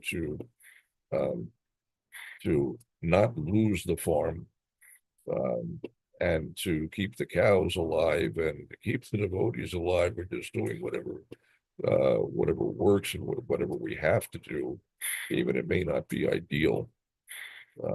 So what can we do? We'd like to see the ideals manifested, but the practical reality is different. So we carry on, do the best we can, and hope for the best, and keep working towards the goals. Hopefully, we've set some goals for ourselves and keep working towards them. Try to improve where we can, bit by bit, little increments, and we'll get there one day. Might happen when something catastrophic happens in the rest of society. All of a sudden, we'll have people in droves knocking on our door or the gate, as the case may be, begging to come in. Let me do something, because the rest of the world's become uninhabitable. Maybe that's what it will take, for things to actually happen. A lot of devotees think that's precisely what it will take.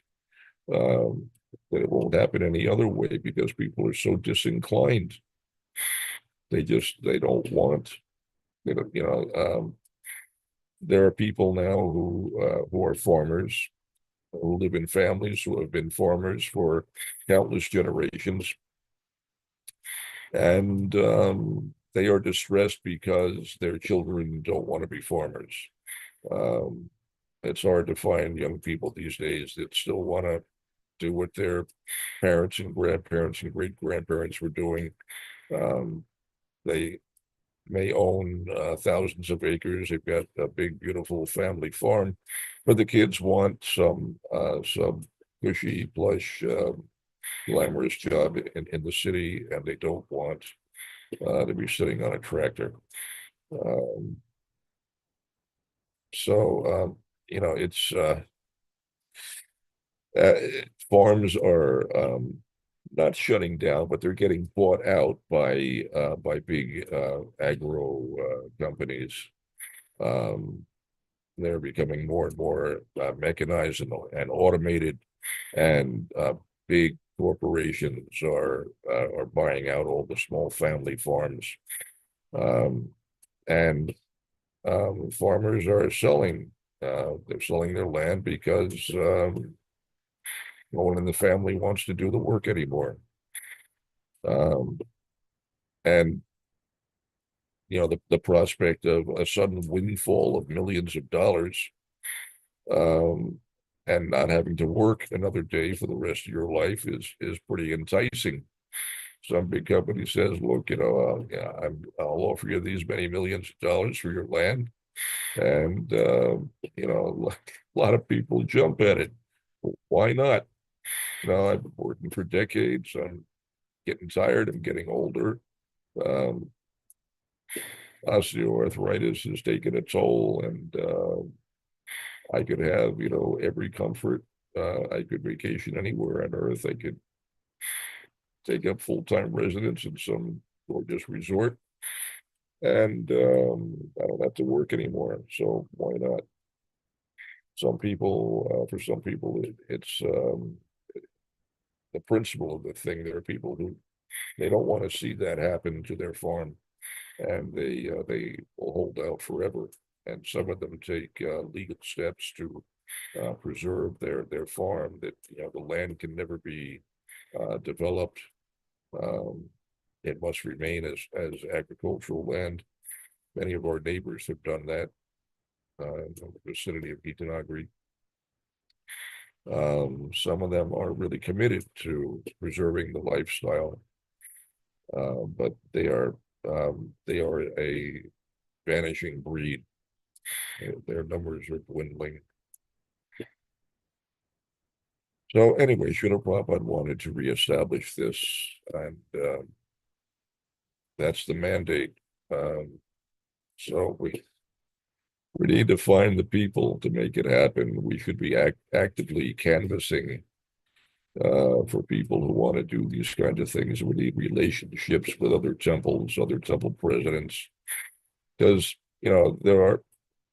it happens not infrequently that other temples, some Prabhu comes along who is really a Vaishya, but he's been shoehorned into book distribution usually because the temple needs a source of revenue to survive. And so they push everyone out the door to distribute books and collect Lakshmi. And they've got some guy doing this or that. They don't want to give him up for anything. He could be doing so much for a farm community, but the city temple president is not going to relinquish any of his manpower. Manpower is never enough in any of our projects, but we should have relationships that are good enough that we can work together and share manpower. That the city temple's got a guy who is well suited to the farm, and he wants to be there and he wants to do it. And the farm maybe has someone who is more inclined to, busy preaching in a highly trafficked area or book distribution. And we're trying to shoehorn that person into farm life. The city is trying to shoehorn, a farm boy into book distribution or something. So why not exchange them? And it's a win-win for everybody. Why not do that? It's just one approach, one way that we could try to move things forward. And you could brainstorm all day. There's different things that we could try to do if you really want to get serious about trying to develop things. One of the first things you have to consider is manpower. With power, as the case may be, we need people. Another problem is that people come and they're prepared to do the work, but they need to get married, and they get married, and then they discover that, well, I have various financial needs, and they cannot be met by the farm. I've got kids, and they need an education, and I need all these things. So I need some place that can employ me. I need a job, and I need housing. I need a job, and I need education for my kid. And it usually means that householders wind up moving somewhere else. There was a time when Gita Nagari had a school. Right at this moment, as we speak, I am lying in a room that was once a 2-room schoolhouse. We used to have at least 60 students at any given time, and at times it was much more than that. And we had a bunch of householders living here, even though we had far fewer residences. They were prepared to live simply for the sake of having their children in a gurukula. And the farm was able to support them reasonably well enough that they stayed here. But then at some point, the teachers desired to relocate to a new school opening in New York, upstate New York, Lake Huntington. So the teachers moved, and when the teachers went, all the families followed them, and that was the end of more or less the end of the Gurukul at Gita Nagari. We did manage to revive it briefly on a small scale, and then the students eventually progressed beyond that stage, and we also, the teachers that we had also, they relocated, and so the schoolhouse remained vacant for a long time. My kids used to go to school there. We also went to Gurukul in India when school here was no longer an option. So, one of the elements that seems to be a requirement to make a project like this work is that you have to have a school. If you have a school, families will be breaking down the doors and walls to get to you. There's never a shortage of people if you've got a school. People come from everywhere in droves. It's a huge draw if you have a school. But to have a school, you need some infrastructure. You need a facility for the school, and you need to staff the school. And teachers are not that hard to come by, but you've got to find them and get a commitment from them, and you have to be able to provide for them. Usually, they want to be paid fairly well for what they're doing, and so you have all those factors to take into account. But that's one way to get a whole bunch of manpower in a hurry. There's lots of things that we've learned over the years, but it's a struggle trying to manpower is a big problem. Big problem. Things are stymied in the absence of manpower. But for those who are interested, it's always good to think about these things and talk about them, to ruminate over all of these things and scheme and brainstorm, because the gross manifests from the subtle, and what you've got in your heart and mind in time will manifest externally.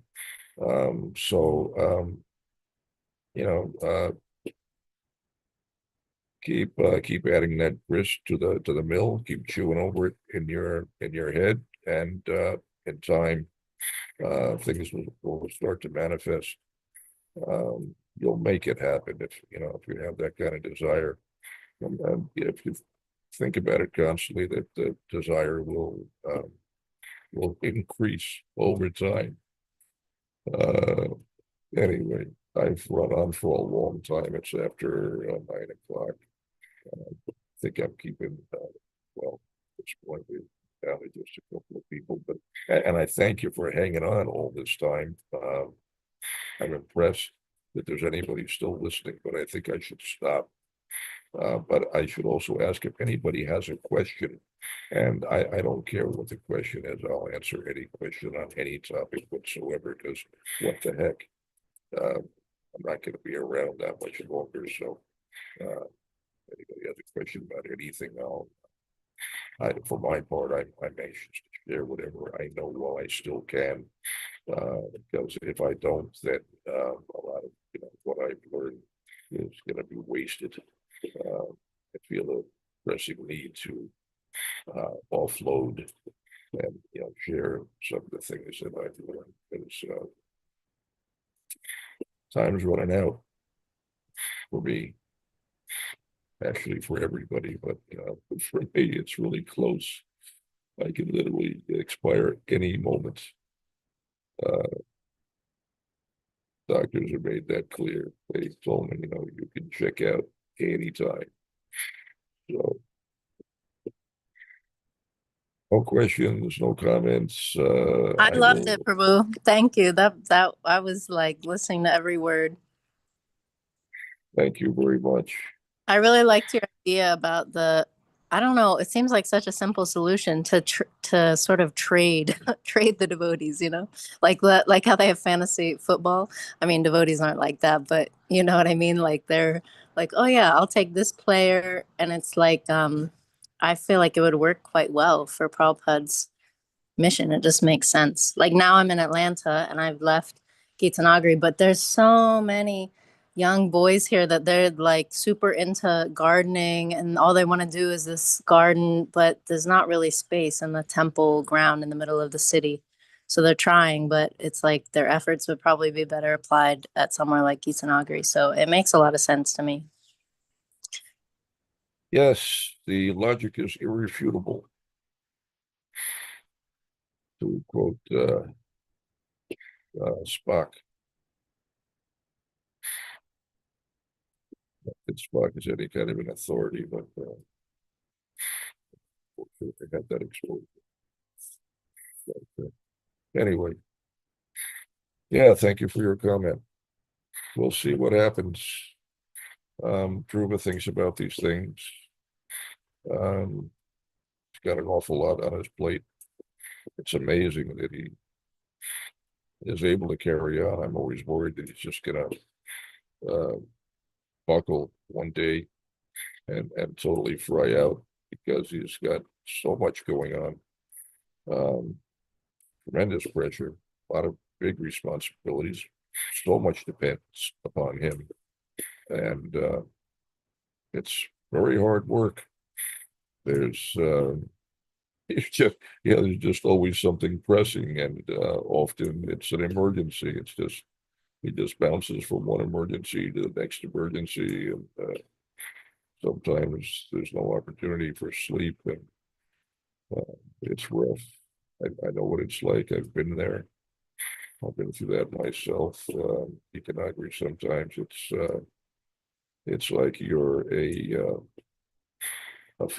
fireman in a large busy city with a small budget for the fire department, and you're like one-man fire department, and there's constantly a fire somewhere.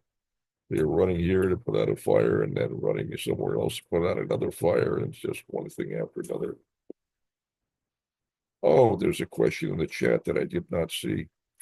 What would simplicity look like practically? I think you elaborated on it pretty. Yeah, that's I thought that you read the question because you talked about it so much after I wrote it.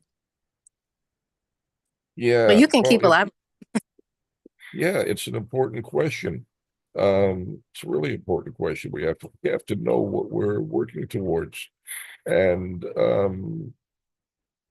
I almost hesitate to say, because my experience is that devotees are put off by these things. They don't like simplicity. They don't want simplicity. They want comfort.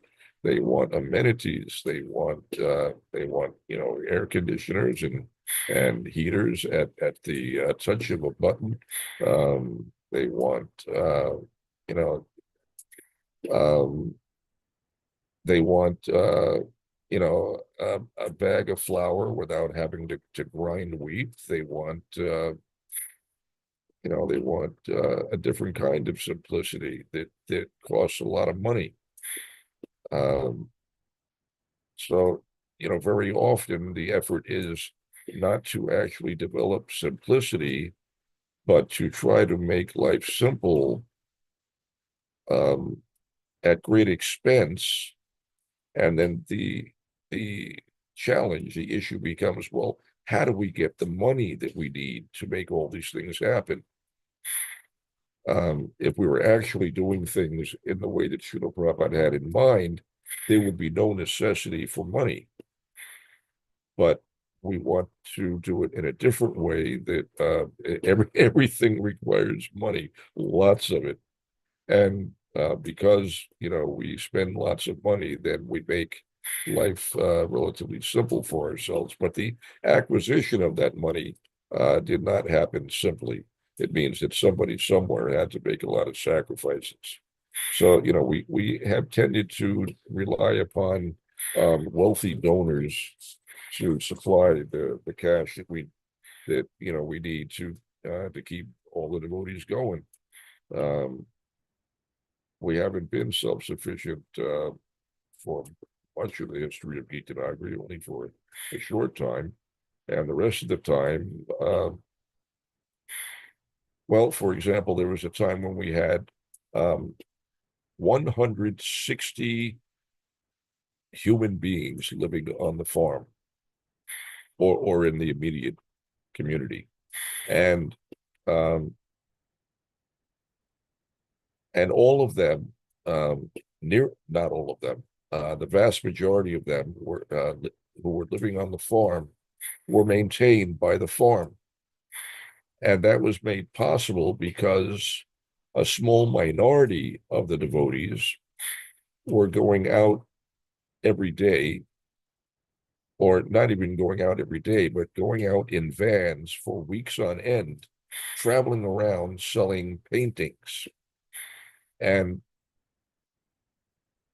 the revenue from the sale of those paintings, mass-produced Korean paintings, acquired wholesale at low cost. And the technique was you go to a new development, an area where there's new homes, and you go door to door, and there's people who, they just bought a big house and they've got all these empty walls. So you come in, you show them a bunch of rolled up paintings, and they go through dozens of paintings. They pick out something they like, and you get it framed for them, and they pay a bunch of money. They get their walls covered, and you come back to the temple after a couple of weeks with a bunch of Lakshmi. So we're taking in $1 to $2 million a year in painting revenue, and that was sustaining 160 devotees and a bunch of cows and so on. Completely artificial arrangement. Not at all what Srila Prabhupada had in mind, but that's the way our Western minds think. That's what made sense at the time, and it worked. But that's not the direction that we're supposed to be going in. So how would simplicity actually work? What would it look like? There are practical examples that you can see, but they're not around here.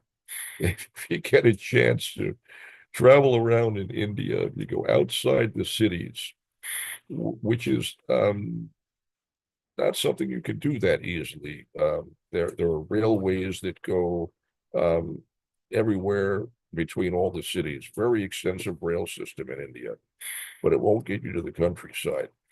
For that, you need some kind of vehicle, or you have to walk and just you go out into the rural areas where there's just villages. And there you see the kind of simple living that Srila Prabhupada had in mind.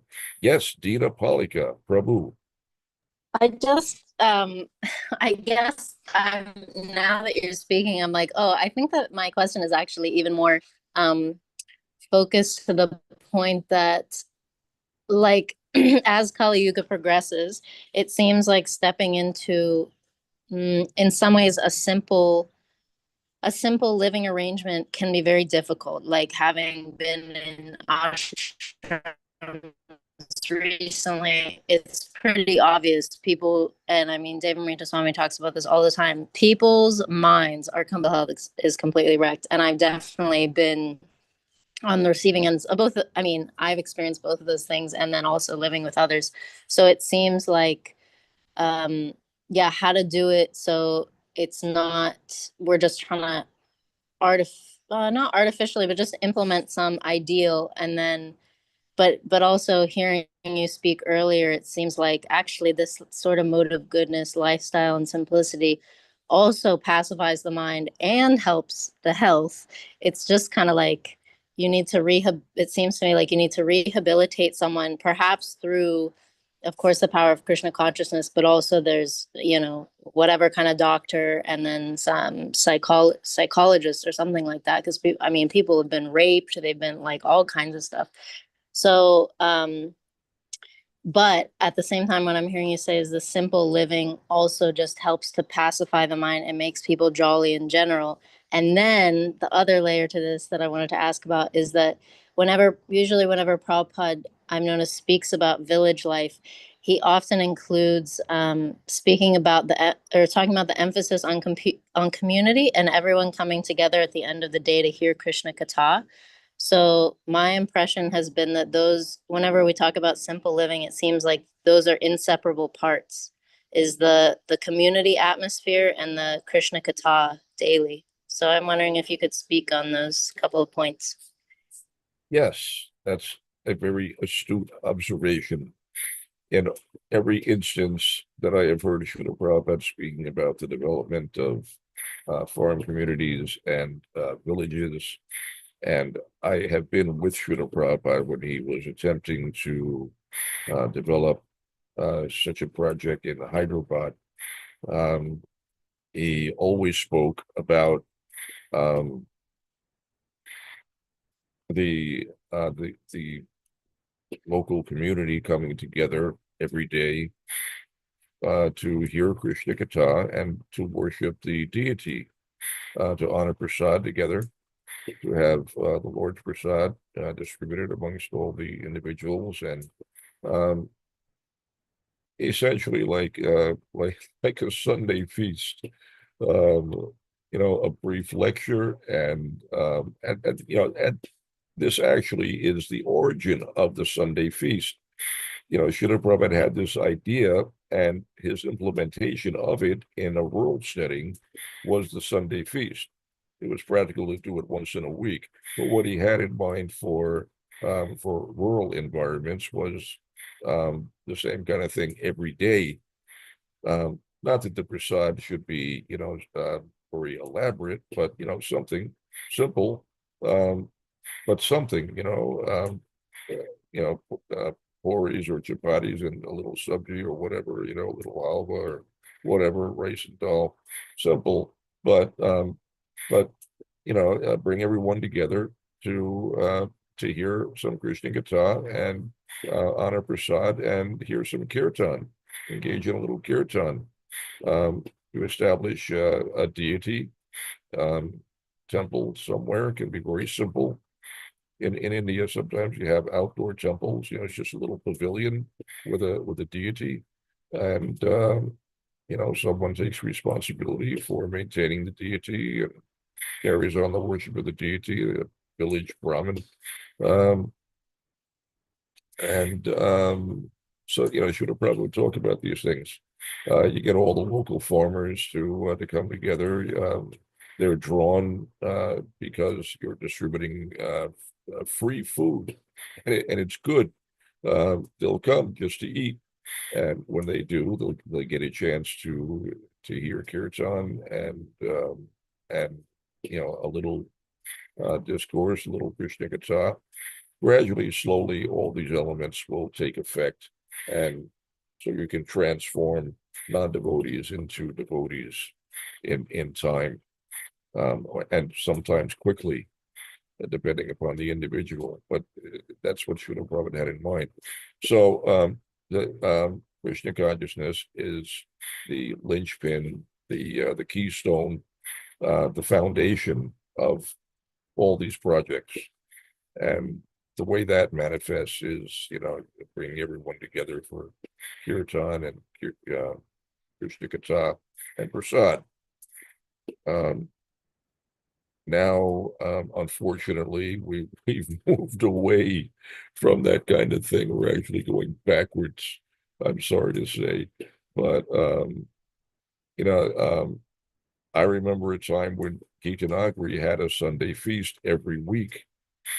And then I remember when it became once in 2 weeks. And then there was a time when there was no Sunday feast at all. But Sunday feast used to be a standard function for every temple, regardless of what kind of temple it was or where it was. We always, it was a major aspect of every temple. draw people with the promise of a delicious feast, and let them hear a little Krishna Gita and some kirtan. It's a tremendous way to preach, and it has a colossal effect. Once upon a time, I think I can say confidently that pretty much every devotee that became a devotee after coming to the Sunday feast for some number of weeks. That's how we made devotees. It was very successful. We've somehow the conception here at Gita Nagari has become that that's not what we do here. Where we are a farm, and it's different. We didn't used to see it that way. We didn't consider Gita Nagari to be different in that respect. We had some activities that were different from a city temple, but otherwise we tried to do everything that a city temple does in precisely the same way. Um, we have a lot of, I often hear it said here at Gita Nagari, have long days. Well, where do we not have long days? Tell me, where is the temple that we don't have long days? In my experience, every city temple, we started our day at 4 a.m. and it went till 8 or 9 o'clock at night. It was a long day.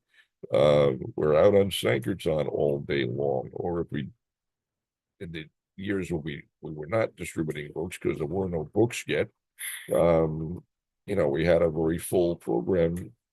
We went on Harinam Sankirtan on weekdays until maybe 5 p.m. And then we ran back to the temple and showered and put on fresh cloth, and then attended the evening artik. And then after that, there was Bhagavad Gita class, which included nectar devotion, and then hot milk over a reading of Krishna book. And then we take rest so we can do it all again the next day. On Friday night, we'd be out on Harinam, in some downtown area until very late, and same for Saturday. But Sunday, the entire day from early in the morning was dedicated to the Sunday feast.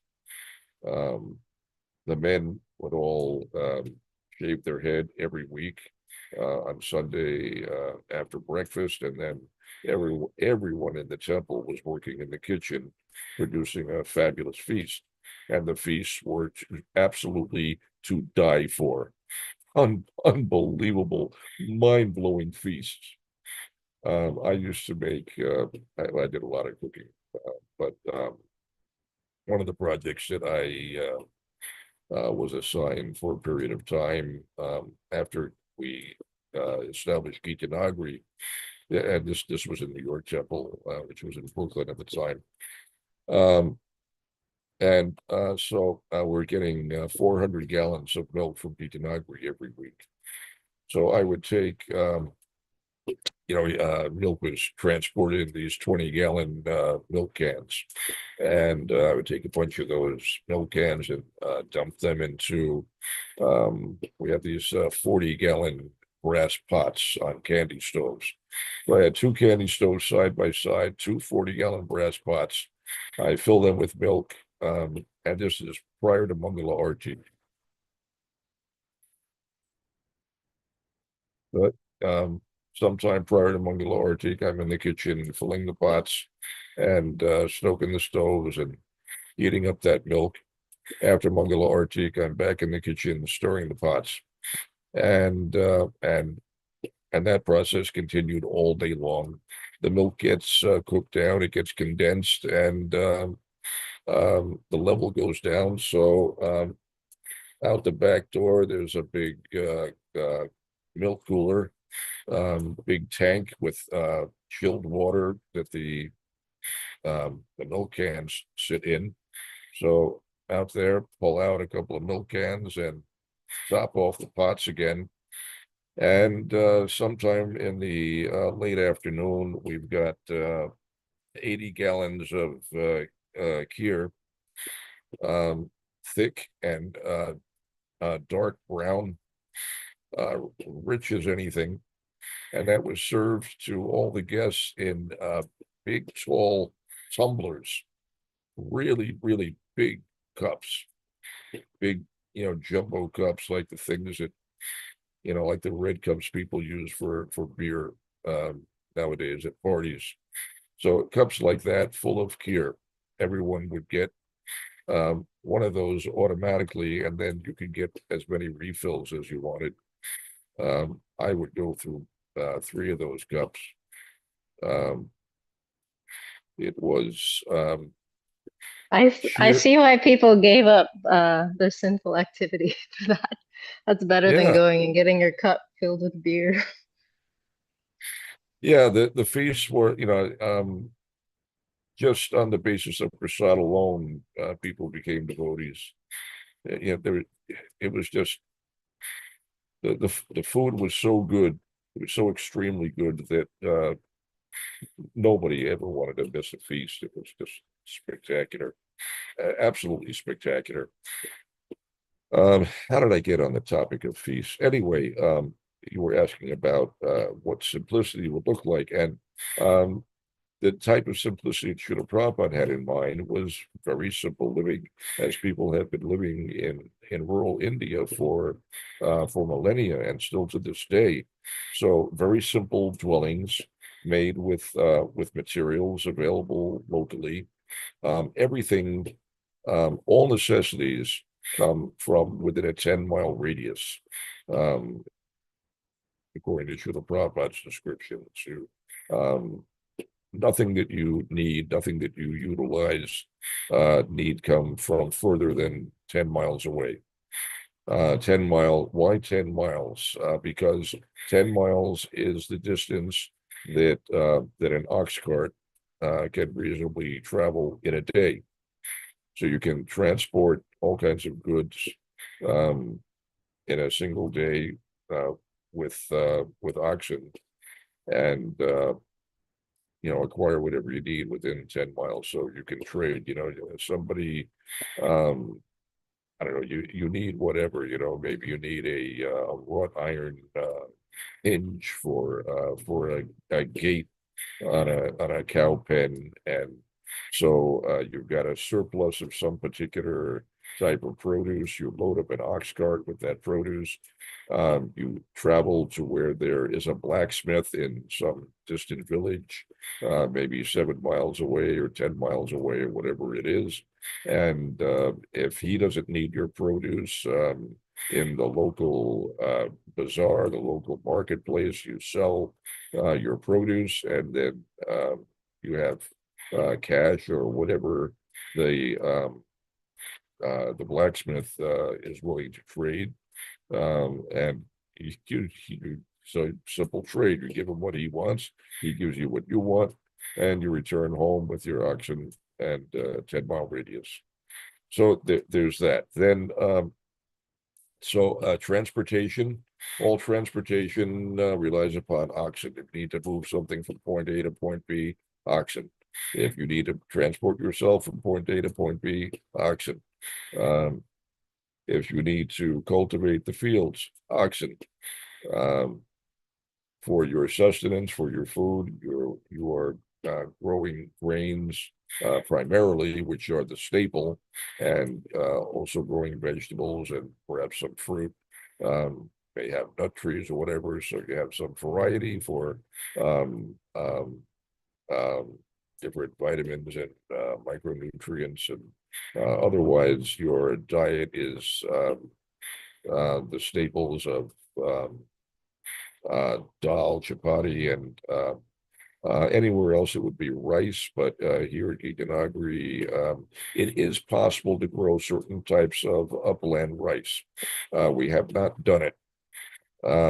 If I was more able-bodied, I would be out there now experimenting with different types of rice. I've been researching for a while, but I can no longer do anything physically. So I don't know if someone will come along that wants to experiment with growing to it.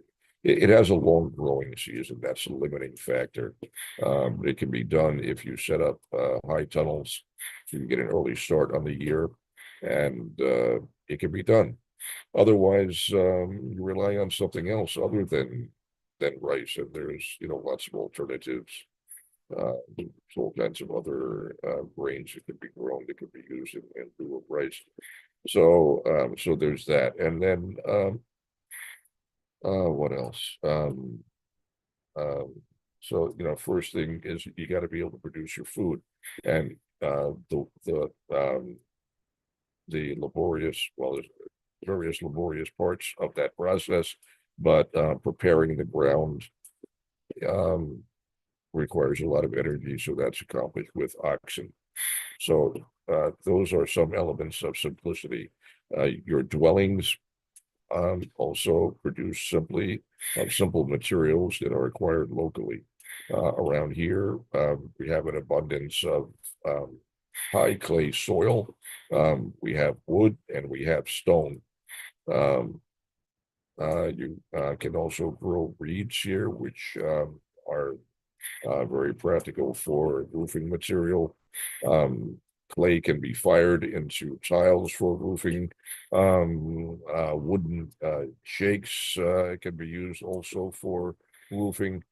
Dwellings can be sided with wood shingles or wooden planks. There's different types of construction, but mud and cow dung is a viable option.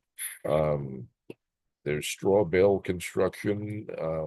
That's another local resource. Stone construction in our vicinity. There are many stone structures that were built over 200 years ago and still standing.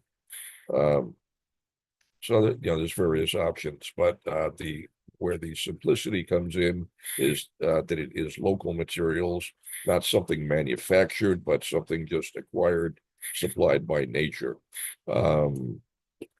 For lighting, and Srila Prabhupada spoke mostly about living in the absence of electricity. He talked about growing castor bean plants and extracting the oil from the castor beans to fuel oil lamps.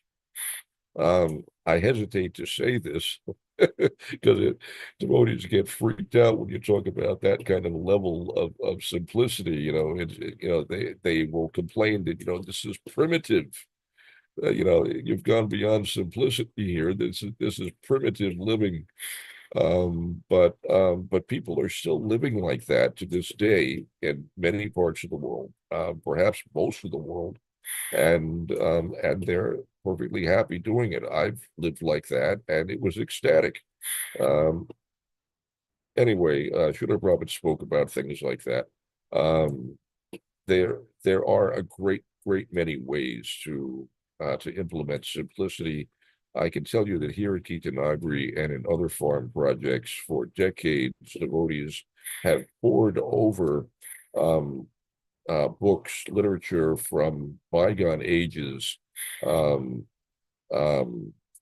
looking to see how things were done prior to the Industrial Revolution. And there are loads of books still existing that explain precisely how to live and how to do everything necessary to survive in a pre-industrial world where pretty much everything you make yourself, and all of your appliances, all of your facilities, everything is very simple, all made from local materials, supplied by nature. Everything extremely simple, but functional, serviceable, and adequate. So it doesn't require reinventing the wheel.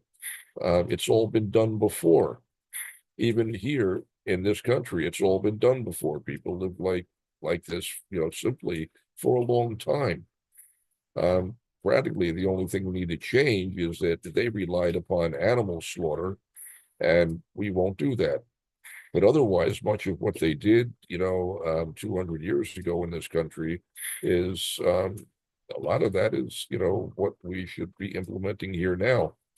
Otherwise, we can look to India and other countries where in rural areas, people are still living very simply. And you can see a practical example. It's pretty simple. They rely upon draft animals for food production. They produce their own food. They produce their homes from local materials. They produce their own cloth from fibers from locally sourced materials, either fibers that are grown, plants like jute or cotton or whatever, depending upon your particular climate. We can grow jute here. From that, you get a very durable fiber. It's how you get what is it called? Flax. It's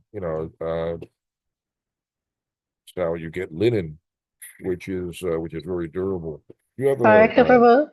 yeah, I'm sorry to interrupt you. I do have to go. I have another yeah. thing. But I'm like, this is such a wealth of just like knowledge, and it really reassures me that devotees don't have to reinvent the wheel. So much of the work has already been done as long as we ask as younger devotees. So yeah, I hope we can continue this conversation at some point. But I do have to go. Yeah, okay. I'll let you go. Thank you for listening. I'm still working on your questions. Okay. Every day, actually, a little bit. It's taking a while. Prabhu. Yeah. Okay. Thank you. I'll talk to you soon. Hare Krishna. Hare Krishna.